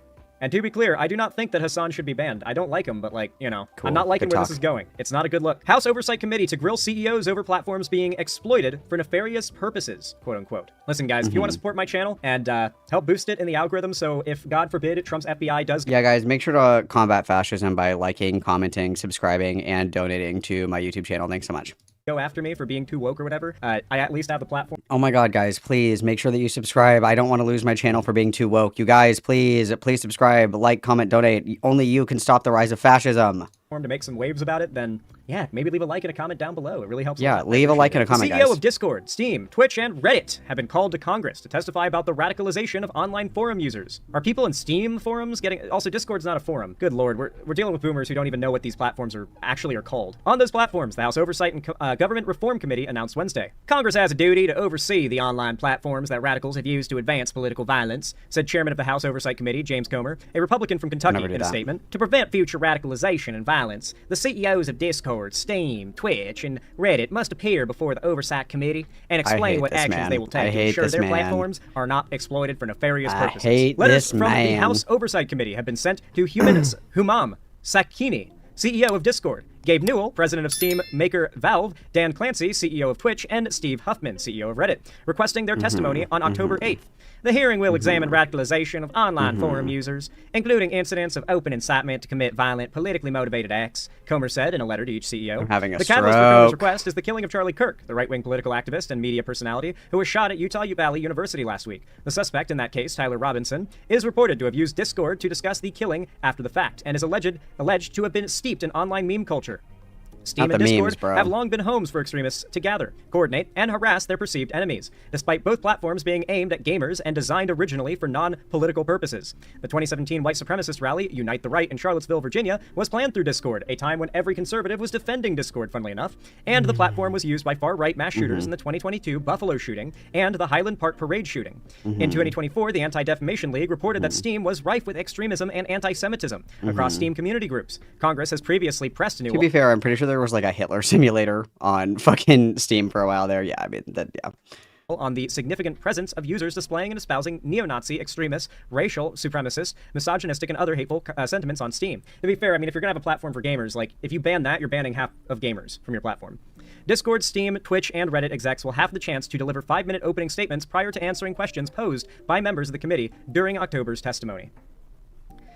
That's right, guys. Next month, these CEOs, the biggest CEOs in the world of PC gaming, are going to be put on trial. It is so wild how quickly we have gone back in time to It's crazy. anti-gamer, right-wing, evangelical, It's crazy, girl. satanic panic. It's satanic No, not Gamergate. panic. This is before Gamergate. What this is like. Who remembers Jack Thompson, dude? Jack Thompson. I love his little chicken peck typing. It will never make me. It will never make me. It will never make me sad. This is going to be interesting because Jack Thompson is a lawyer who went on like an anti-video game crusade, which is actually very interesting because it is shown that over time, exposure to violent video games actually does result in more physically aggressive behavior. And this is true especially for young people. So if you're playing Call of Duty all the time and you're like 12 years old, you're more likely to punch holes in the wall than if you're not playing Call of Duty. And we know this to be true because 9 times out of 10, I can keep my shit pretty well together. When I'm getting my ass fucking beat. Who is this Calvin Garrar? Who is he? Thank you very much, Rose Weaver, for the 7 months of membership. Everybody witness. When I'm getting my ass fucking beat in League of Legends, there is not a single piece of drywall that is safe. I think that that's a quick, easy one too. That there is actually, especially in developing minds, there is an increase in aggressive behavior with the consumption of violent video games. That is statistically true. But this dumb fuck is going to cite Jack Thompson, who isn't even a fucking researcher. And the only reason that he knows this talking point is because Destiny brought this up in a debate once, like 100 years ago. So that's the only reason that he knows this talking point. Oh my god. Who remembers this guy? John Bruce Thompson, I guess he was called Jack, for some reason, I don't know why, is an American activist and disbarred attorney. As an attorney, Thompson focused his legal efforts against what he perceived as obscenity in modern culture. Thompson gained recognition as an anti-video game activist, criticizing the content of video games and their alleged effects on children. He also targeted rap music and radio personality Howard Stern. Thompson's legal career was further recognized for his actions against the Florida bar, including challenging its constitutionality in 1993. In 2008, he was permanently disbarred by the Supreme Court of Florida for inappropriate conduct, including making false statements to tribunals and disparaging and humiliating litigants. Let's see. Let's go to his video games history. Thompson was has heavily criticized a number of video games and campaigned against their producers and distributors. His basic argument is that violent video games have repeatedly been used by teenagers as murder simulators to rehearse violent plans. And Jack Thompson is, kind of fucking crazy. It's not like a murder simulator, but I mean, continually engaging and consuming aggressive content does correlate with an increase in aggressive behavior, especially in young people. That's true. He has pointed to alleged connections between such games and a number of school massacres. According to Thompson, quote, in every school shooting, we find that kids pull the trigger and are video gamers, unquote. Well, and also with the school shooting thing, everybody tries to figure out what's causing people to shoot up schools, because obviously I think that you have to be a little deranged to shoot up a school for sure. But the other thing that people talked about for a long time as well was psychotropic medications and the correlation between psychotropic medications and desensitization to violence, more impulsivity, and more overall aggressive behavior. People are always kind of looking for, they're always kind of looking for a reason to say that this is the problem. If we get rid of this, there will be no more school shootings. And that's simply just not how that works, because it's a culmination of factors, just like anything else. It's very nuanced, right? It's very nuanced. He also claims that scientific studies show teenagers process the game environment differently from adults, leading to increased violence. Not very slow. True. Arlette. Dude, I just fixed her. Wow, Arlette, get to work. Okay, everybody witness. Thank you, Buckman, for the 199. What the actual fuck, Arlette? We're gonna have to euthanize Arlette. And copycat behavior. According to Thompson, if some whacked-out adult wants to spend his time playing Grand Theft Auto Vice City, one has to wonder why he doesn't get a life. But when it comes to kids, it has a demonstrable impact on their behavior and the development of the frontal lobes of their brain, quote-unquote. Thompson has described the proliferation of games by Sony, a Japanese company, as Pearl Harbor 2, quote-unquote. That's According a little to Thompson, extra. Quote, That's a many little parents extra. think that stores won't sell an M-rated game to someone under 17. We know that's not true, and in fact, kids roughly 50% of that time, all the studies show, are able to walk into any store and get any game regardless Malcolm of the has all the IQ of a now baked Arlette wants to potato, work. so no, I don't think so. What province m'aixutes? Subscribing to Malcolm. Very true. Thank you, Noval. I appreciate it. Everybody witness. Well, and I just, everybody has been looking for the smoking Malcolm has gun. all the IQ of a baked potato, so no, I don't think so. Looking for the smoking gun you call say. Good one. Witness. Thank you, Regina. It's just I don't know what to say. Yes, consuming violent content is prone to increasing aggression. That's very true. rating, no questions asked. I'm not gonna lie, guys. I highly doubt any studies exist on the things that he's quoting studies exist for. What is this study?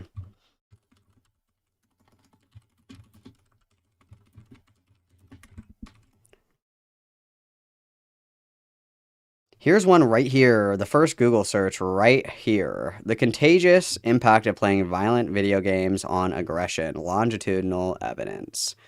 And so let's scroll all the way down here because I'm not reading 27 fucking studies. I'm not doing that. In conclusion, violent video game play is not only associated with increased aggression in the player, but also in the player's social network. In fact, increased aggression due to violent video game play appears to investigate further aggression in the player's social network. The study suggestive evidence that not only players of violent video games are more aggressive, but also individuals become more aggressive who do not play violent video games themselves, but are connected to others who do play. And this is a longitudinal meta-analysis of like 20 different fucking studies. This was the first thing that came up when I fucking Googled it. So let's see. It's a contagious effect. You know, the effects of violent video game play. There's 1, 2, 3, 4, 5, 6, 7, 8 studies that are done that show that, you know, several longitudinal studies have been conducted showing that habitual violent video game players predict later aggression even after controlling for initial aggressiveness. The violent video game play has a casual impact on aggression and related informational processing, has been demonstrated by experimental work. Finally, meta-analysis corroborated that violent video games play a significant increase in aggressive thoughts, hostile affect, and aggressive behavior. Some studies failed to find an effect. However, given that the typical effect of violent video games on aggression is not large, it is so to be expected that not all studies reveal significant effects. So that's like the first thing that I looked up. So there is actually evidence that, you know, if you are a young person and you consume a lot of violent media, play a lot of violent video games, that will increase aggressive behavior. Even if it is just, you know, you lose at Call of Duty, so you like fucking punch a hole in the wall, that is a marked increase in aggressive behavior to somebody who previously would not punch a hole in the fucking wall. Very, very easy. He was so funny for how often he would just say, and studies show, and studies show, and studies show. Despite, I'm very certain there were no studies. Yeah. God, there's a lot I can see here as to how the right is going to weaponize this Charlie Kirk killing against the right. Or not against the right, against the left, and against gaming and, like, internet culture. The study was done in the US, I believe. The one that I was just looking at is a longitudinal meta-analysis of a bunch of different studies. Most of them are done in the United States. And, well, obviously, the United States has, like, insane gun violence compared to other countries as well. Most of them are going to come from America. Culture in general. Like, this is that, like, death of the internet Wild West everyone's been talking about. Someone said, according to Hindustan Times, Robinson was watching furry lolly and playing Steam furry NSFW games. Bro. No shot, bro. What? Hold on, let me unmute the lovely person who posted that comment because for some reason my bot automatically muted them. Tyler Robinson's, quote, sickening porn search is revealed. Charlie Kirk shooter played Furry Shades of Gay game. Terrible. Tyler Robinson used a pseudonym on Steam where he played pornographic online games, or an online game. And this is the thing that I think is interesting, and I know that everybody's going to start, like, bitching and whining and crying about this, but, like, what this is going to result in is this is going to result in a crackdown on not safe for work content on, like, Steam, on Stream, on, you know, social media platforms and shit like that, and I think that's actually fucking based. I think it's insane that I can get on Steam right now and find, like, a bunch of fucking sex games to download. I think that's fucking crazy. I think that's fucking crazy. And everybody, oh, well, free speech. If you want to play your weird degenerate gooner games, you should have to go to the fucking corners of the internet to find these fucking degenerate goon porn sick fucking games, okay? You should not be able to see it on the front page of your Steam. I don't care. I think this is fucking based. I think this is awesome. Yes, crack down on fucking not safe for work content on all of these fucking platforms because kids are accessing the internet at younger and younger ages. Kids are getting iPhones when they're like fucking 4 and shit. They're going to get in the App Store and it's going to be like Go Gadget, like Furry Sex Simulator 2000 on the front page of the fucking App Store downloads. Disgusting degenerate behavior. All of that shit, you should have to look hard for that kind of shit. It should not just be like on the front page of this shit. I don't fucking care. I don't fucking care. I think that's hella fucking based. Ban all this fucking degen shit. I completely fucking agree. Especially when we know that kids are the ones that are consuming this the most. It should not be easily accessible for kids to download furry porn goon sex simulator. I think that's fucking disgusting. And I also think that if you're going to buy those kind of games, you should have to upload an ID to show that you are fucking 18 years old to be able to buy furry goon fucking Hitachi vibrator sex simulator. I think that's fucking disgusting, okay? Fuck this shit. Yes, get it the fuck off of my Steam recommendations. It's disgusting. Game called Furry Shades of Gay. Tyler Robinson used a pseudonym on Steam where he played a pornographic... Okay, 3 times now we've read the same line. Figure out your formatting, news sites. The Daily Mail reported on Wednesday, citing his online accounts and other sources. The report added that the 22-year-old also followed artists who drew explicit cartoons... It is not on their parents. Like, it is partially on the parents for not, like, the problem is it's technology, okay? And you guys are going to hate this, okay? People have kids. They are both working. Nobody's at home watching the kid all day, so what do? They shove an iPad right in the kid's hand, and they're like, watch your fucking Cocomelon videos. You have 4-year-olds that can unlock parental controls on an iPad before they can read a book, okay? Kids are better at technology than adults are because they're on it all the fucking time, okay? What is happening is it doesn't even really matter that parents aren't like hawk watching their kids on the iPad. The problem is that a lot of this stuff you can get access to without age verification, okay? I do not fucking care about anybody's right to goon. If you want to purchase, just like back in the day, like way before the time of buying digital copies of games, if I went to GameStop to buy a game that was M-rated, I had to give them my ID. If I wanted to go to the movie theater to see an R-rated movie, I had to give them my ID and show them that I was 18 or 17 to be able to see this R-rated movie or to purchase this game that had mature content in it. Now, there is no age verification on Steam. There's no age verification on the App Store. There's no age verification on fucking anything. All you have to do is click, yes, I'm 18. That's it. No, if you want to buy Furry Sex Simulator 2000, you need to upload a picture of your ID. If you want to buy, like, the fucking 360, like, all piss BBC gangbang orgy video on Amazon, you need to post a picture of your ID. You need to upload a picture of your ID that is verified and says, yes, I'm 18 years old, so I can buy this content. It is unbelievable to me that for all of my life, and arguably all of everybody else's life here, if you ever go to like an adult store, they ask you for your ID at the door. If you went to go buy an M-rated video game, they ask you for your ID before they sell it to you. If you go to an R-rated movie, they ask you for your ID before they sell you a ticket. If I go to a gas station and I buy a beer, I have to give them my ID, okay? The fact that a fucking 10-year-old can get on Steam and download fucking gangbang Yuri porn literally without submitting ID is fucking insane to me. And anybody who does not think that that's insane is actually fucking sick in the head, is sick in the fucking head. If you are going to purchase mature content, you need to be of age to purchase adult content, okay? And the problem is, again, people are lazy. They don't want to raise their fucking kids. They just want to throw a fucking iPad in their kid's hand and be like, have fun, watch Cocomelon, bye. That's the problem, okay? Technology is raising our children. Technology does not have safeguards to prevent children from being exposed to illicit content, okay? We are in the age of technology being in classrooms, being, every kid has a fucking phone. Every kid has an iPad at school. Every kid has a fucking laptop at school. Every kid has a fucking iPad at home. Every kid has an Xbox, a PlayStation, Amazon Prime, whatever the fuck. There needs to be age verification to purchase illicit material. You need to upload an ID every single fucking time that you purchase something that is 18 plus that is mature content. I literally don't know what to say. And anybody who disagrees with that is fucking stupid, okay? Is fucking stupid. I don't know what to say. I also think it's insane that in order to access pornography online, you also don't need to upload a picture of your ID, because what happens if you go to a store to buy an actual DVD, an actual pornography DVD, like back in the day, back in the 80s or whatever? What did you have to produce? Your ID. It's insane. It's insane. Associated with pedophilia. Dude, was I wrong? Was I misled? What if it turns out he was a Vashite, bro? Dude, next line. Wait, no shot. Guys, no shot. No shot, Upon guys. investigation of his YouTube channel, it was found that he was subscribed to a number of political YouTube channels, including the leftist commentary channel Vosh Vidya. No Hell yeah. fucking way, bro. Vosh is getting clapped. Hell yeah. Demonetize Vosh. Get that fucking horse fucker off of here. Hell yeah. Oh, I'm kidding. I made that up entirely. I made that up entirely. Oh, I fucking got you, bro. I must have got... Oh, fuck. That was good. Fuck you, Zan. Oh, man.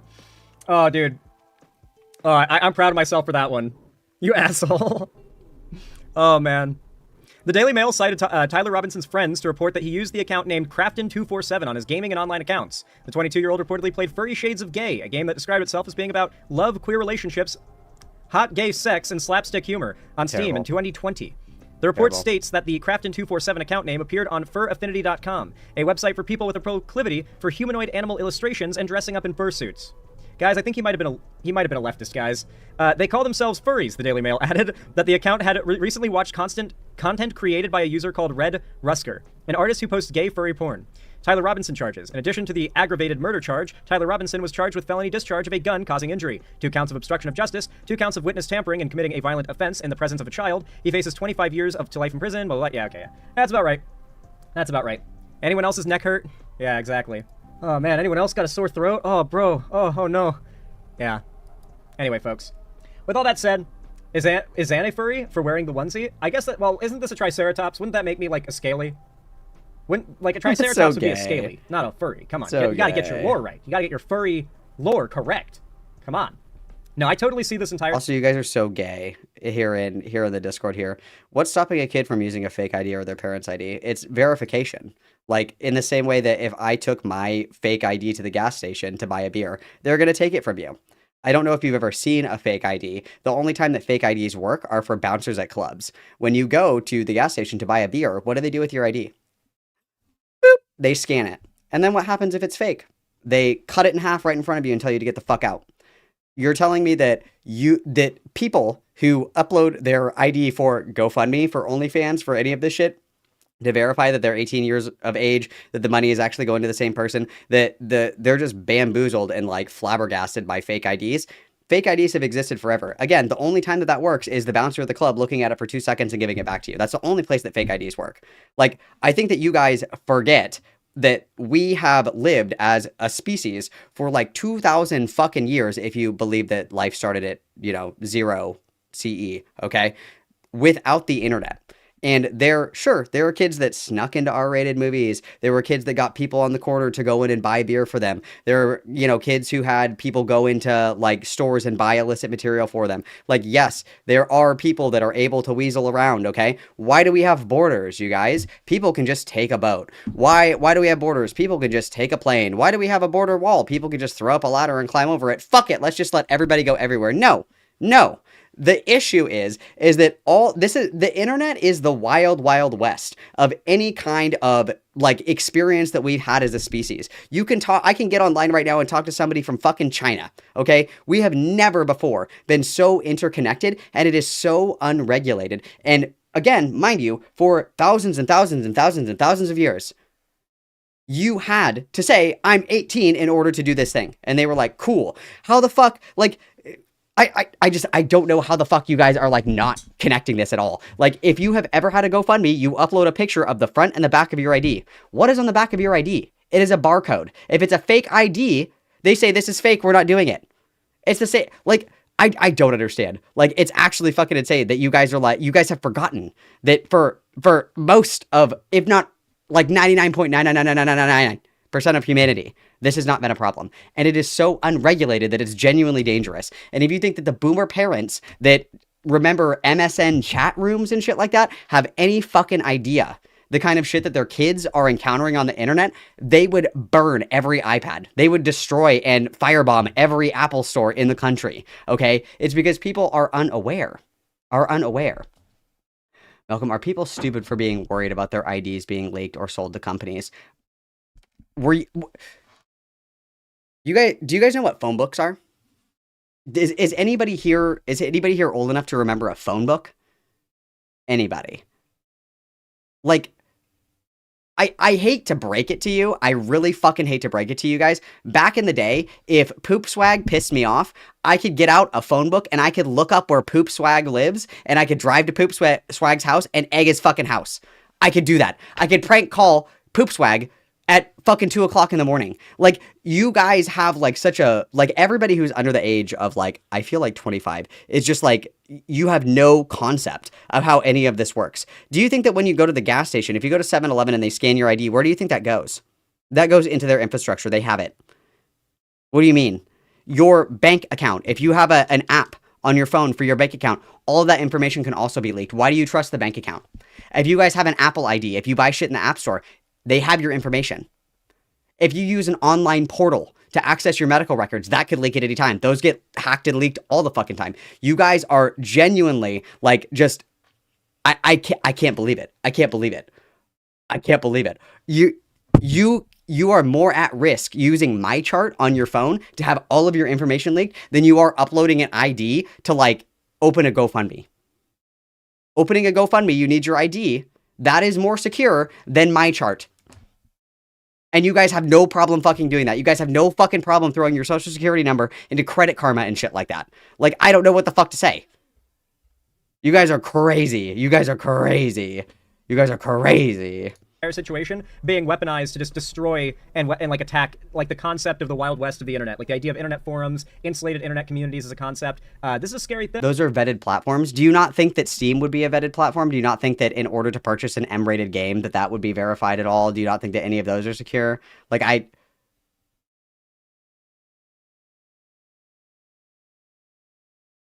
Yeah, I was gonna say, Jennifer, if you guys have ever done a 23andMe, you're like mega fucked. The only reason that the only reason that anybody is upset with this is because they're like, my privacy. Your privacy is already like incredibly compromised. This listens to you all the time. That's why you say crack pipe, and then you get 10 ads for crack pipes on your feed.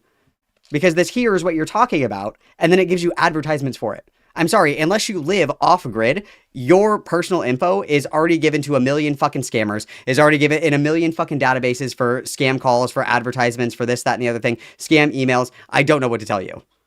I don't know what to tell you. I don't know what to tell you. It's too late. It's too late, you guys. It's too late. If you have one of these, I want you to get really close to your phone and I want you to say crack pipe, crack pipe, crack pipe, crack pipe, crack pipe, crack pipe. I can guarantee you today, when I am scrolling on Twitter, I'm going to get like 27 Temu ads for crack pipes just because I said that. I've had it happen before. That, like, I'm sorry. That's how that works. That's how that works. Thing. This is a scary thing. Then don't watch porn! If you guys are like, I'm not going to give my ID to verify that I'm 18 so I can watch porn. Then don't fucking watch porn. Go to the store and buy a DVD. Like, I don't know what the fuck to tell you guys. Porn is not a human right. Right now. Oh, okay. Well, okay. Yeah, sure. That sounds good. Yeah. The internet's going to change a lot because the government is going to force it to change in the coming months. Huh? Don't get used to the internet as it has been for the last few decades. So, Let me tell you that. Things are about to get pretty crazy. With all that said, if you enjoyed this segment and you want to help to boost it in the algorithm so my content reaches people rather than right-wing... You guys, if you want to help boost this content, make sure to like, comment, subscribe, and donate to Stop Fascism, and I'll stop it myself, personally. Travis... Do you... MyChart has HIPAA. Do you think that MyChart doesn't sell your data? Do you think that any of the HIPAA compliant organizations don't sell your data? Do you think that any of the data breaches, they were like, oh, we can't do this, it's HIPAA. There have been more data breaches on MyChart and other online portals like that than there have been for like GoFundMe. Hello?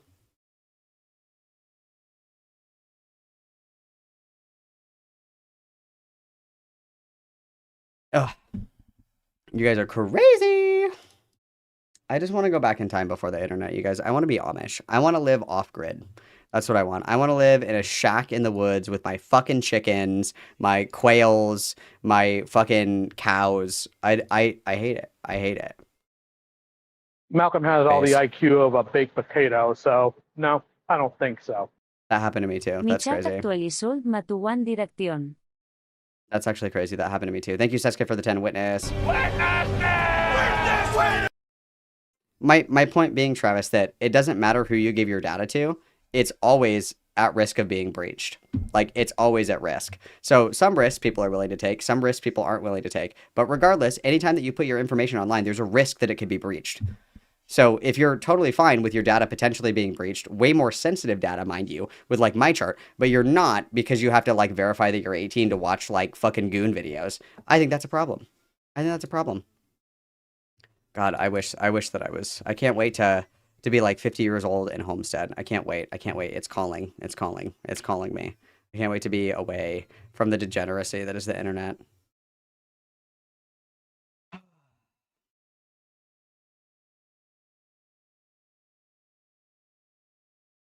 They should come for the Gooners. They should take you guys all away. All away. Bring back gulags for Gooners. I completely agree.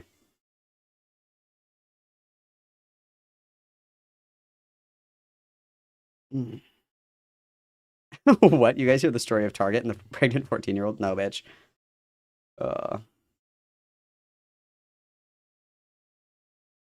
I just think it's dumb. Everybody's like, if you want to like have an OnlyFans, you should have to upload an ID. Everybody's like, that makes a lot of sense. But you shouldn't have to upload an ID to be able to consume that content. Why? That doesn't make any sense.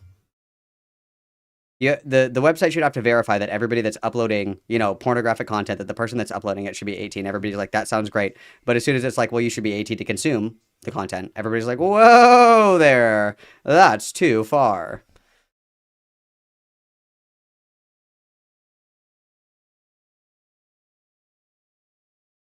I do not care about censorship about not safe for work content. I don't care about it.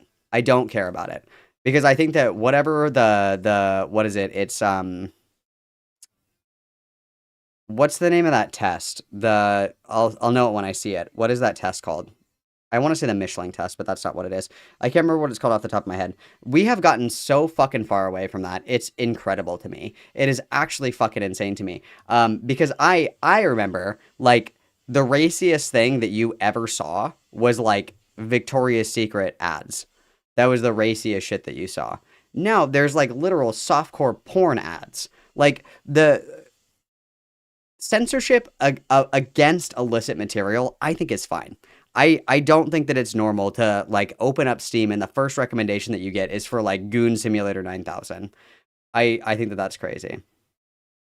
Yeah, there is art that absolutely should be considered not safe for work. That has always been the standard. The standard has always been, I know it, I'll know it when I see it. That is the standard. That is the legal statute for how to determine if something is pornographic in nature or not. Is, quote, I'll know it when I see it. And it has been that way since the 80s. It's fucking based. I can't remember what the name of the test is. It's the, I keep wanting to say the Michelin test.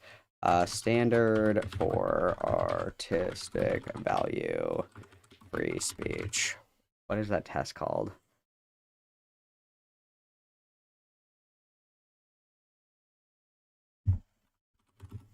I can't remember what the test is called. It's the Miller test, excuse me. It's the Miller test. That's what it's called. And it's determining basically if free speech, like artistic or otherwise, verbal speech, written speech, drawn depictions, whatever, it has to have an artistic value to it.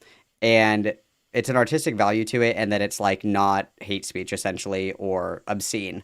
And all that means is that to a reasonable interpreter, it's not obscene. It does have artistic value, and it's not hate speech. And so that's what the standard has been for as long as we've had like anti explicit content laws or whatever the fuck. Yeah,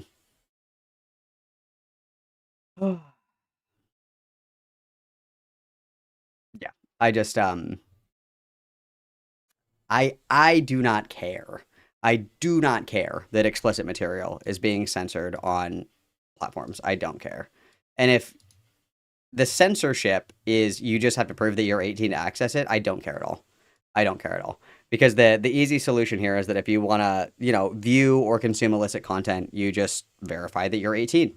In a legitimate way, not just you click a fucking box. Like, it needs to be verified that you're 18. Because if you are comfortable with people being age verified in order to create and upload explicit content, then you should be fine with people needing to verify that they are 18 to consume said explicit content, and I think that's fine.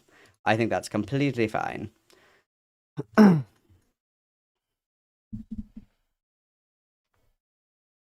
We're already there, Mary J. We are already there. Like, trans people are currently discussing classifying trans. It's already way too late for that. We're already there. We might as well make it harder for minors to access illicit content while we're at it. Might as well. Something good can come out of this, right?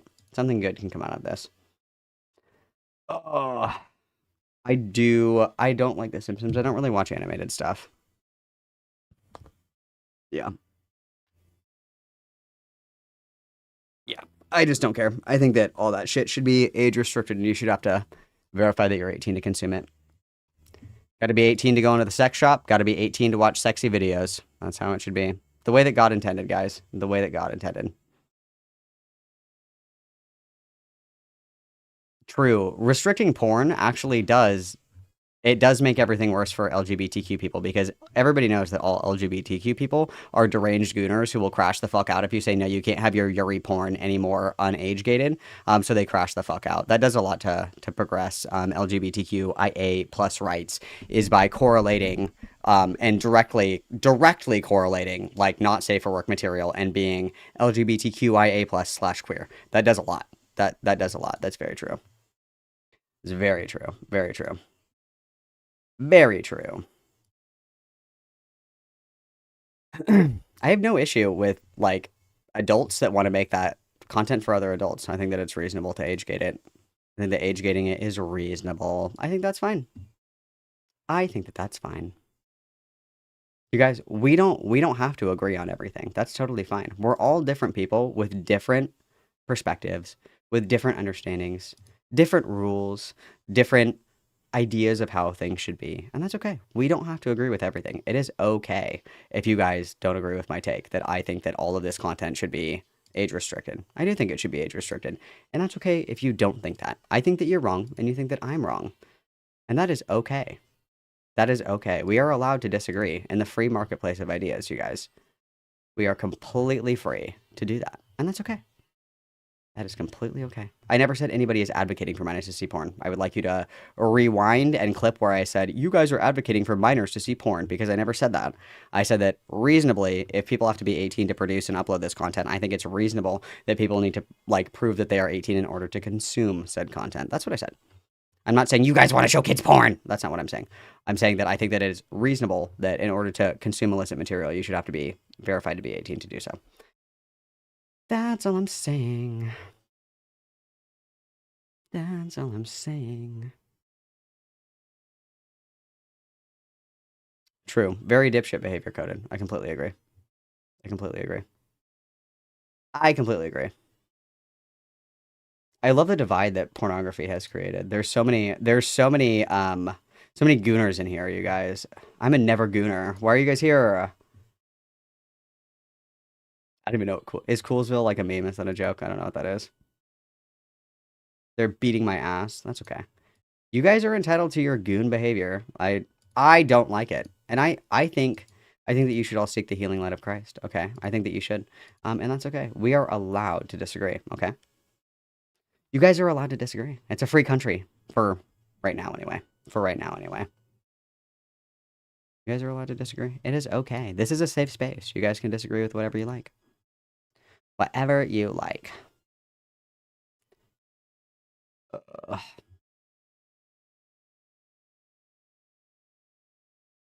Can you guys hear the music? Like, if I'm talking, can you hear it?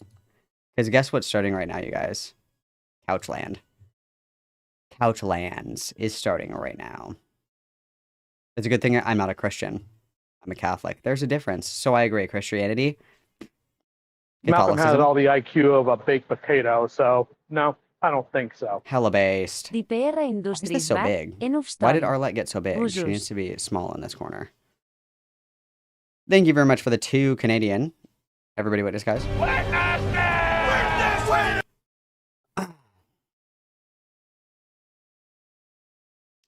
I don't disagree, Jennifer. People should be better parents, but how do we regulate that? It's easier to regulate the content that they're accessing than it is to say, like, you as a parent have to spend, like, would you prefer a law that says you as a parent have to spend X amount of hours per week, like, confirming that your child is behaving safely online? Or would you rather prefer a law that says that in order to access said content, you have to age verify? Like, unfortunately, like, shitty parents it's going to happen. Like, shitty parents exist, and there's no way to, like, regulate shitty parenting, right? Otherwise, we would have fixed the entire world. The entire world would be completely fixed if everybody who decided to have a child was a great parent, totally locked in, monitoring their kids' online use, and, you know, making sure that they're only consuming, like, age-appropriate content, not talking to, like, fucking freaks online, shit like that. That would be awesome. That would be really cool. I completely agree. There's a lot of shitty parents out there, but you can't really regulate shitty parenting. There's not really a way to enforce a law that says you must be a good parent, because what does being a good parent even mean? And then what would it look like to implement a law that says that you as a parent are legally responsible to monitor your child's online access? What would that even look like? They even tried this with like kids that do mass shootings and shit like that, where they try to like charge the parents for being like neglectful. Okay, that didn't really work that well either. You can't really police the parenting style, but what you can police is certain platforms restricting Malcolm has access all to the this IQ material. of a baked potato, so no, I don't think so. Isa if there's age verification a tall. It's on the device itself. That would probably be a good way to do it. Like, you have a device that's like registered to somebody, and then what, like, you get a phone, you verify with your carrier or whatever that you are 18, you upload the ID, and then anything that you later access on your phone, it verifies. And then it would be like a crime to like upload an ID for someone else. Like, if I'm 17 and I have a friend that's 18, I have my friend scan their ID. Or like, you can't cross-pollinate IDs, where like if I buy, you know, a phone and I log in with like my ID, and then somebody else buys a phone and I try to log in, it's like the way that you can't share games on Xbox anymore. Like, something like that would be fine. I'd be cool with that as well. But I think that the problem is just you cannot regulate people's parenting. You can't. Unless somebody's being like neglected or abused, there's nothing that you can do. Some people just suck as being parents, and that's the reality of the situation. Thanks, Layla, for the 5. Everybody witness. Yeah, And this is true as well, right? Is like relegating certain spaces to not safe for work content. That would also be a really good way. Like, not even a really good way, but like even if it's kept off of like general consumptive, like media sites and shit like that. How would that work? How would what work? Like verifying each individual device is the person that owns the device is 18. Pretty easy. You buy a phone. When you buy the phone, in order to like access data or access the network, you have to upload like a verified ID in order to show that you are, of age to access certain illicit material.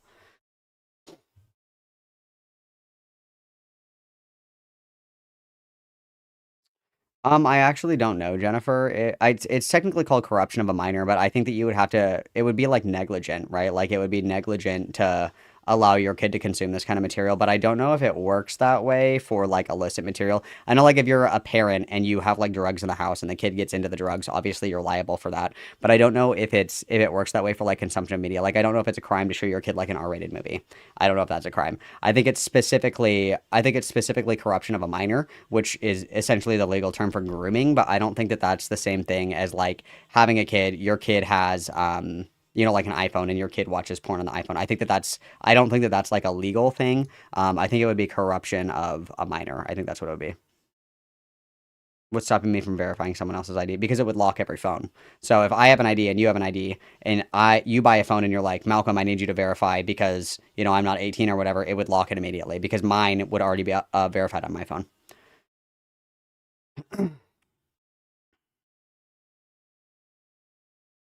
I think the device would be fine.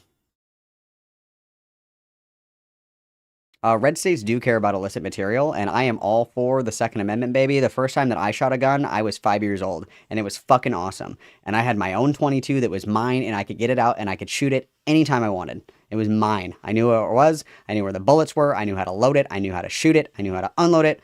Knew how to do all that shit. Guns are fucking awesome. If you teach responsibility, guns are fucking awesome. I think that every baby should be given a gun. Every time that you are born, every time a baby is born in the United States of America, they get a gun. What if somebody has a personal phone or a work phone? All that shit should be locked on your work phone anyway. If you have a work phone and you're going on like fucking Pornhub, good luck with that. That's going to go really well. Like all that shit is already automatically locked on like work devices. If you have like a work laptop, a work phone, a work iPad, they have all that shit blocked. Like sometimes you can't even get on like fucking like Twitter on a work phone. Sometimes you can't even get on YouTube on a work phone. That solves the issue entirely. No, more kids are killed by guns than porn. I don't know about that. Porn killed my grandma. I'm having like a totally chill conversation right now with you guys. I'm not labeling you guys all gooners. I'm just saying, I'd like was the last 10 minutes not like a good little constructive dialogue here or no? Hello? Hello? Yes, he solved sexism. That's true.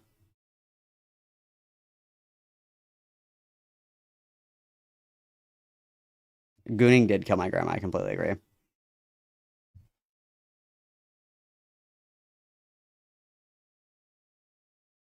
Dude, guns are fucking awesome. You guys will never change me on the gun thing. I loved having a gun when I was growing up. It was awesome. It was awesome. Guns are awesome. You guys, obviously I know that not all of you are gooners. Come on. You guys are being such buttholes. You guys are being such little buttholes. Obviously when I'm like, you guys are all degenerate gooners. Obviously I know you're not all degenerate gooners. Come on now. Come on now.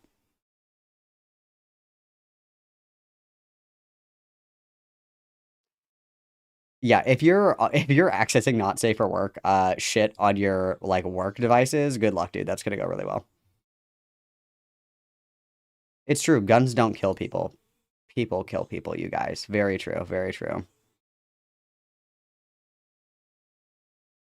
And like I said, I don't really like I have no hate in my heart for people who disagree with me. I don't care. It's totally fine if you guys have a different opinion. It's not that big of a deal. It's not the end of the world. But I think that like generally speaking, like you cannot regulate parents. You cannot enforce a law to make somebody be a good parent. That's never going to happen. The only thing that you can do is create safeguards for like children who have shitty parents, right? Like there's there's a reason that like a lot of things are illegal for minors to do that should be like the responsibility of the parents, but it's like you cannot regulate shitty parents. It's never going to happen. There would be no issues in the world if we could force people to be good parents, unless you guys want to do like a eugenics-esque program where only the best and fittest parents in society are allowed by the government to reproduce, which I think is crazy personally, where you have to like fill out a form to the government and prove that you're a good enough person to have a kid. I think that's kind of crazy. But the easiest way to do it would just be to restrict access to this kind of shit. Malcolm has all the IQ of a baked potato, so no, I don't think so.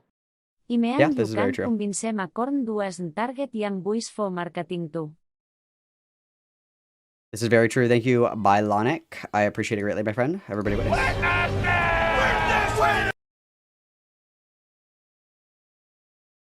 Cain struck down his brother with a rock. It's the evil in the heart, not the evil of the means, okay? Oh.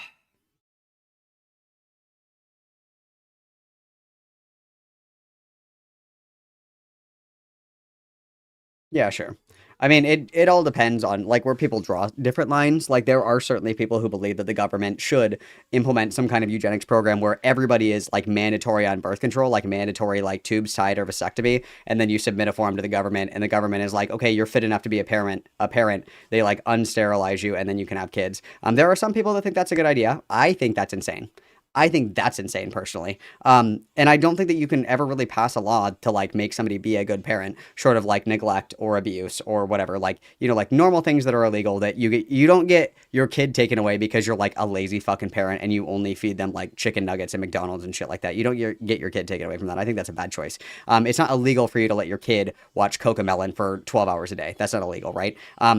And I think that those laws would be ridiculous, truthfully. So the only other solution is kind of restricting who can access the content. And there's obviously, I'm not a magician. I don't have a crystal ball. I can't determine the best way to do that. The easiest way in my mind would be age verification. You just verify that you're of a certain age to access this kind of content. If you have to be 18 to produce this content, then, I mean, it follows logically that you would have to be 18 to consume this kind of content. So, but...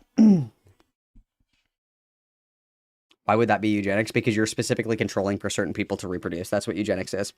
Eugenics is a pretty big, broad umbrella. The practice of eugenics specifically is selecting certain people to breed or to not breed by weeding out certain individuals from being able to breed and reproduce, and then prioritizing certain individuals to breed or reproduce. So, for example, a lot of pro-child policies, not only in Mussolini's Italy, in the USSR, in Nazi Germany, a lot of these are considered eugenics programs because they promote the birth of native citizens to repopulate with like certain demographics of people. That's what it falls into the category of eugenics.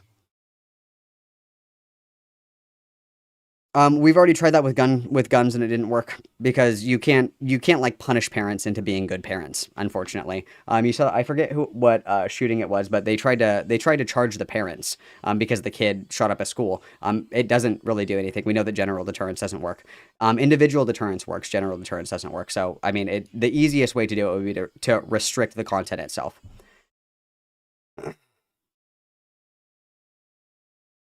Breed or no breed, that's also my favorite one. Oh yeah, eugenics is definitely an American cultural talking point. It's definitely something that a lot of people really are fans of in American culture. Even when it comes to things like birth control and medical abortions, like if your kid has like Huntington's disease and you choose to abort it instead of having the kid with Huntington's disease, that's still a form of eugenics because you're still, you know, deciding to reproduce or not reproduce based on genetic markers. That still falls under the category of eugenics. Ugh. Guns should be free across the land. Everybody should get a gun. Could you implement this, like making objectively abusive people doing it?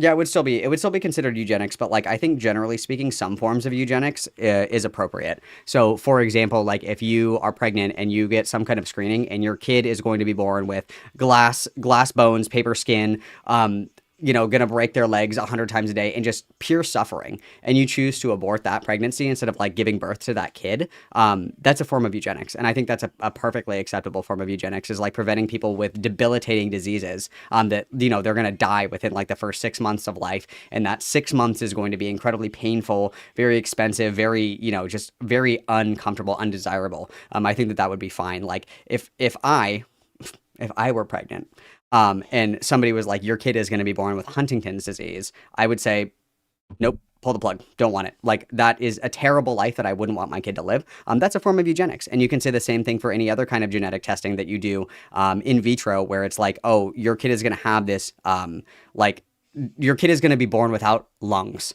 and a hole this big in their heart. And you say, oh, well, then I don't want to carry it to term because that sounds like a horrible life for my kid. That's a form of eugenics. Hell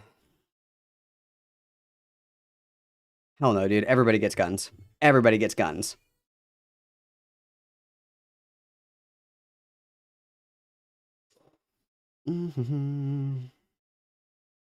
No, yeah, exactly, Brave. And that is technically a form of eugenics, is selecting for certain characteristics or traits.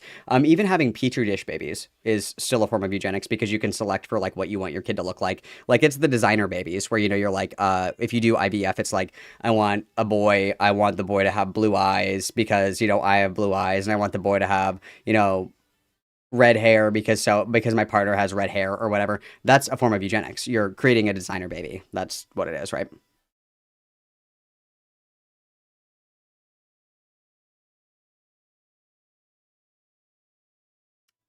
I mean, sure, but I think that if we start to distrust institutions, like, we've kind of lost the plot a little bit. I'm a statist, so I believe in the power of the state. Obviously, maybe not the state that we're in right now, but I'm a statist, certainly. I believe through and through that the state should control a lot of things, a lot of different things. So, I mean, in an ideal situation, I would trust the state to do a lot of these things. Obviously, not right now. This is like, you know, like later down the line, if things change for the better. I'm definitely a statist. I think that we should look to the state to guide us for a lot of this stuff. That's my opinion on it.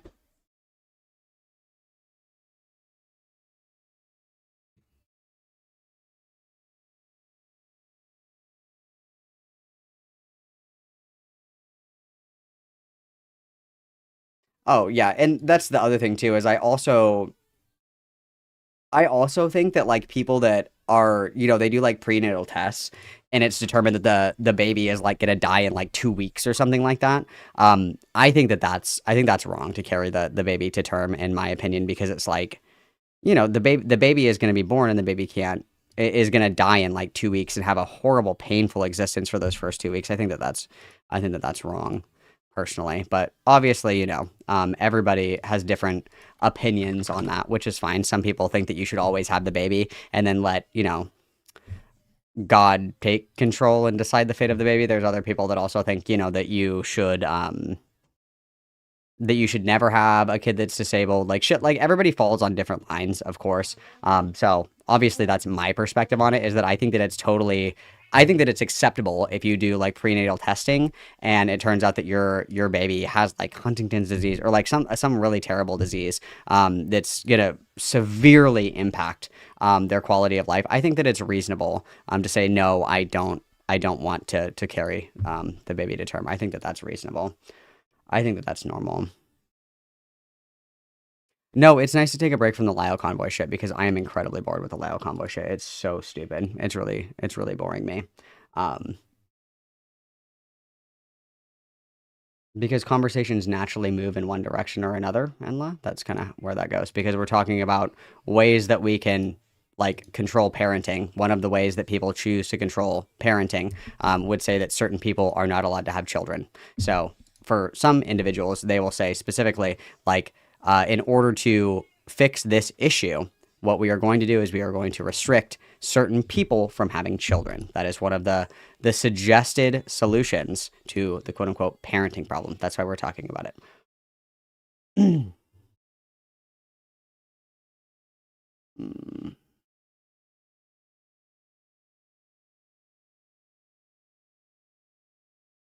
It's also Iceland, where in Iceland, I think Iceland is one of the only countries that has like virtually no people with Down syndrome, and that's because the government will do, you know, they do prenatal testing for like every single pregnancy, and they do like a full battery of tests, and then they say, you know, your kid might have Down syndrome or whatever, and most people will choose to terminate the pregnancy. So there's like no people with Down syndrome in Iceland, and people have a lot of opinions on that. People have a lot of perspectives on that, on either side of the aisle, which is again completely fine. Everybody draws those lines in different places, and I think that that's fine.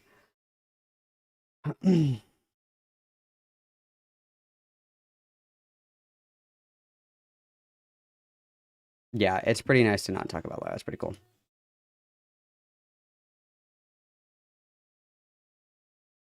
Yeah, it's pretty interesting in my opinion. So guess what, guys? Guess what time it is right now? Couchlands just started. So that means that I have to go and get ready for a prosecute set. That's what that means, okay? I'm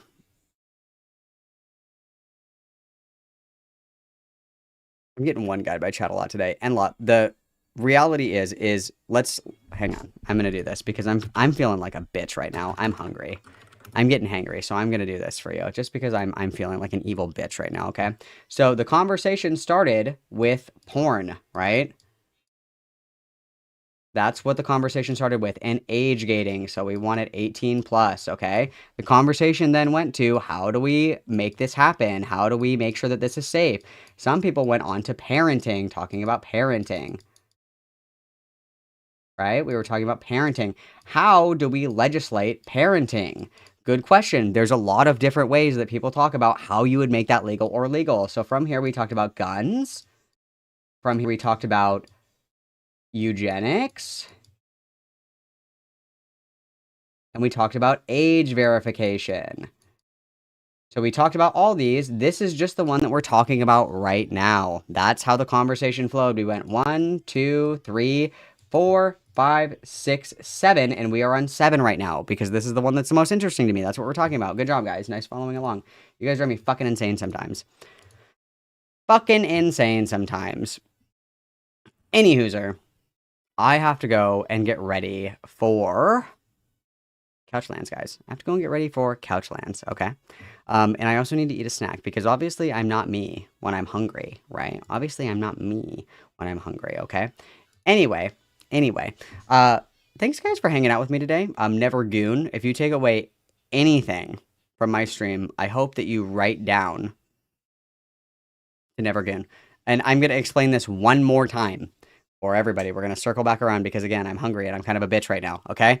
If we are talking about state control and regulation and allowing people to access certain material, and we're talking about ways that bad parenting contributes to people getting access to material that they shouldn't be accessing, we have to talk about ways that people want to police that kind of parenting. And one of the ways that people have argued to police parenting is the state choosing who does and who does not have children.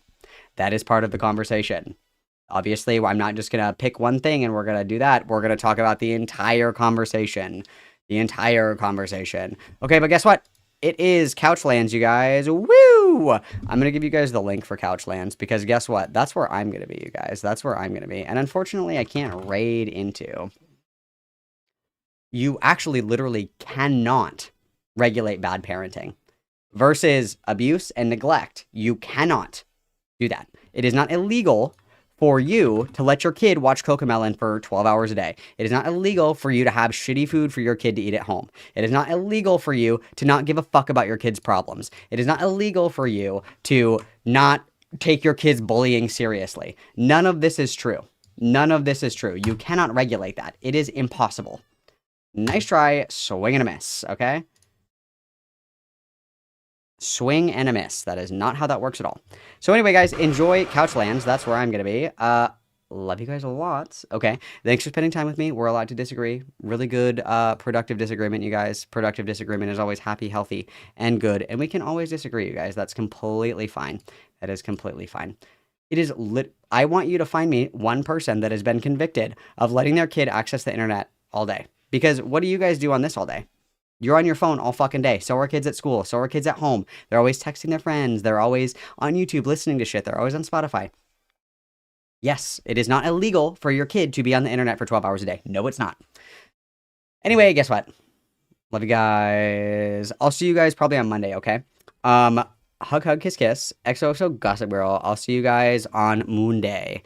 Adios, mamacitas. Love you lots.